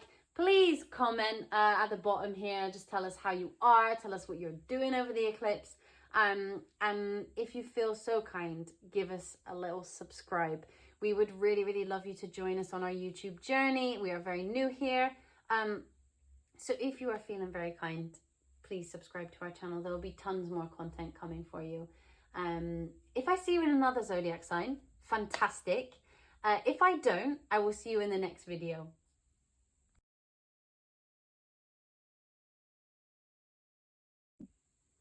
Hello, my lovely Pisces. This is your reading on what you can expect from the lunar eclipse in Virgo. Okay, so Pisces rising, this is definitely for you because we're going to be talking about the house system and the astrology. If you are a Pisces sun and a moon, please stay here. I'm sure there will be something for you in this reading because, you know, eclipses, the sun and the moon are extremely important to that event, right? So yeah, what we will do is we'll talk about the astrology. We will pull some cards as well to give us more of an overview about what you can expect. But for you guys, a lot of this is happening in your 7th house. There's going to be a lot of themes around relationships and a reflection on what works in your relationships and what really doesn't work in your relationships. The reflection will really be here. How do you bring yourself into relationships, and what it is that you love about connections that you have in your life currently, and what is it that you just really don't? Because when we're looking at relationships, it's really important for us to look at relationships that we have in our life now, instead of visualizing like a whole new unrealistic idea of what a relationship is. Look at the relationships in your life now. It doesn't have to be a romantic partner, but your friends, your family members, your business partnerships, your colleagues, whoever. And think about like, what is it about them or your connection with them that you love? What do you want more of? And what is it that you kind of don't really like or you don't really find useful? Because when you look at that, that will tell you a lot about a relationship that you might like. Maybe some of you are in committed partnerships right now with a romantic partner. And during this eclipse, there will definitely be a review on how those partnerships work and how you relate to your partner. Maybe some of you are in relationships that are, you know, absolutely fine, and you are trucking along and things seem great. And that's perfect, because it gives you the opportunity to reflect on why you love this relationship so much, and how this relationship really helps you as a person, and how it makes you feel, you know, like you can conquer things. But maybe some of you aren't in relationships that make you feel that way, and it's important to pinpoint why they don't make you feel that way. And maybe some of you aren't in relationships at all right now, and it's important for you to note, like, what do I want my relationship to look like? Where do I want to go from here? Like, what would my dream relationship entail based on what I already know I love and what I already know I want to let go of? What lessons have you learned in the last little while that have allowed you to say, you know what, I really want to let go of this way I behave in relationships, or the way I stand for things? Because it's not all, you know, on somebody else, right? When they mistreat us, sometimes it's on us. Sometimes there's a lesson in walking away. What have you learned about walking away? What have you learned about trying to save people? What have you learned about trying to change people? And how does that impact your relationships? But let's just pull some of these to see what the universe or spirit guides, ancestors, everybody has to say. And we will go on with the astrology after, well, with that. So what does Pisces need to know? What can Pisces expect from this lunar eclipse in Virgo? Tell us, what can they expect? Okay, great, lovely start. So we have healing on the bottom of the deck there, and we have joy. Sagittarius, great, same ruling planet as Pisces, Jupiter, love that. So what you can expect from here is a sense of feeling like you are healing parts of yourself and parts of your connections that make you feel uncomfortable and not very happy, and you're moving towards a place of feeling joy. This eclipse is going to give you the tools that you need in order to move forward and have those relationships that you would really like to have, or to maintain those relationships. You know, Pisces can be quite flippant. Pisces can be an amazing friend, and then suddenly they just disappear and they're like, okay, bye. Not out of malice, just Pisces' mind goes somewhere else and there's somebody else to help, and then they move on. And I think that this is really like teaching you that you've done a lot of healing, and that you're going to be able to do a lot of healing in order to get you to a place where your relationships feel joyful and feel sustainable. What else can Pisces expect from this lunar eclipse in Virgo? Tell us what they can expect.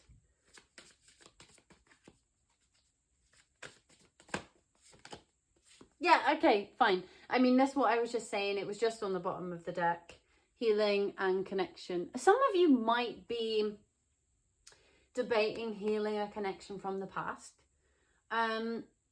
If somebody comes forward during or around the eclipse, my personal recommendation would be to stay clear of that for now, and try and hold off any responses or any commitments until afterwards. And the reason I say that is because the eclipse energy is really unpredictable. So if you are looking for somebody to come back and they suddenly show up around the 14th of March, cool. But I would recommend that don't do anything. If possible, don't enter any type of commitment until the end of April. And the reason I say that, I say this with so much love, is because Venus is also going to be retrograding until the end of April. And it is going to retrograde in Pisces, and it is going to retrograde in Aries. And I would say that relationships can be a little bit of a sticky point. So please be aware that people may not be exactly as they seem over this period of time. And I don't want you to get caught in a like, oh my God, my person came back and everything is fine. And then in May, you're like, well, that went well. You understand what I'm saying? Like 2 months, you can wait 2 months. And if the other person can't wait 2 months, that will tell you something as well.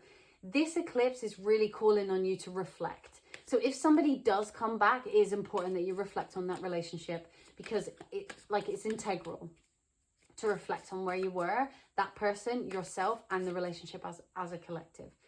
If you're not waiting for someone to come back, this is just about you reflecting on either how you have healed your connection or just how you are healing yourself in the connection. What else can Pisces expect, everybody? What else can Pisces expect?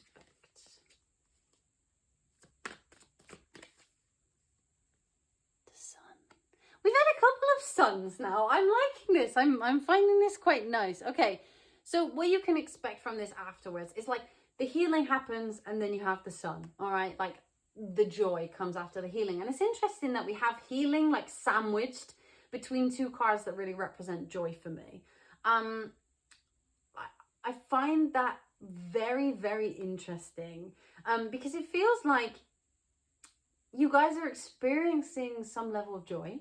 I mean, it is your season actually currently. And then you recognize there's still some healing to be done during this eclipse. You're like, okay, I'm not done with the healing. But then you move into this place of joy again. It's like you spend time reflecting and you do some of the healing and then you're like, okay, I can enjoy myself again. Yeah, but this is very important. Rest. Yeah. Rest, rest, rest. We are in a very big cycle for you guys. The North Node is in your first house. We are moving towards eclipses in your sign. So you need all the rest that you can get. Okay? Like, please take this time to just chill out. Be in your own Pisces bubble. Don't go around saving people. Don't go around answering people's, mental health crises. Not in this eclipse. Afterwards, feel free to go and be the nurse that you are, but not right now. In this eclipse, it's really a chance for you to rest. It really is a chance for you to rest, and it is a chance for you to just be in your own little bubble. And reflect on the ways in which you interact with other people, but don't necessarily interact with them. Okay, what else can Pisces expect for this lunar eclipse in Virgo? This is interesting. Confrontation, opposition, because it is opposing the North Node, which is in your first house, which is very significant for you. And this might be, one of them times where you really reflect on what is different about you versus your committed partnerships, like as in the people who you partake in committed partnerships with. The difference between you two. We have Sagittarius again. Maybe you are seeing nines. You could be seeing nines, or you could be Sagittarius, sun, moon, or rising, as well as a Pisces, sun, moon, or rising. You could have some Sagittarius in you. But there is a confrontation here because you are reflecting on both how you are in partnerships, how partners are in partnerships, and how your partnerships work together as a whole. Yeah, that's what I mean. Exactly. So, yeah, and we have heal again on the bottom of the deck. This is really important for you to heal. Very, very important for you. And it's so important for you to recognize the value that you bring to partnerships, and the way that you also put yourself first in a partnership, because you can have the tendency to, appease other people and to try and people please and try to look after people and make sure they're okay. But like, who makes sure that Pisces is okay? And that is really the question. Like, acknowledging where that serves you and where that doesn't is also really important. You don't have to have the answers now. You don't have to talk to your partners about this now. This is just something that is going to go on in your brain and is going to allow you to let go of some of the perfectionism that you bring to your relationships, Like, do you feel you always have to be good? Do you feel you always have to be a certain way? And how can you make sure that you are your true self in your partnerships? And where do you see that your partnerships where you can't be your true self have hindered you? And the opposite, where those where you can be your true self have helped you. Pisces, I'm going to pull you an archetype card as well. I've done this a couple of times and I think it's very cute. So what archetype will Pisces be embodying in this lunar eclipse in Virgo? Tell us all what archetype Pisces will be embodying in this lunar eclipse in Virgo.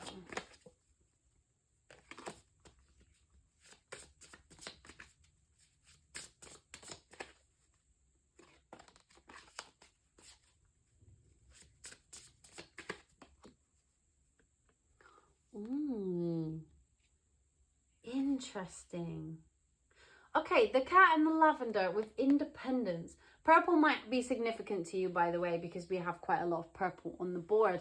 But this is really interesting because you are about to go through a period of time with the North Node. We made a video about the nodes, by the way. So if you want to know more about the nodes, you can go over to that video as well.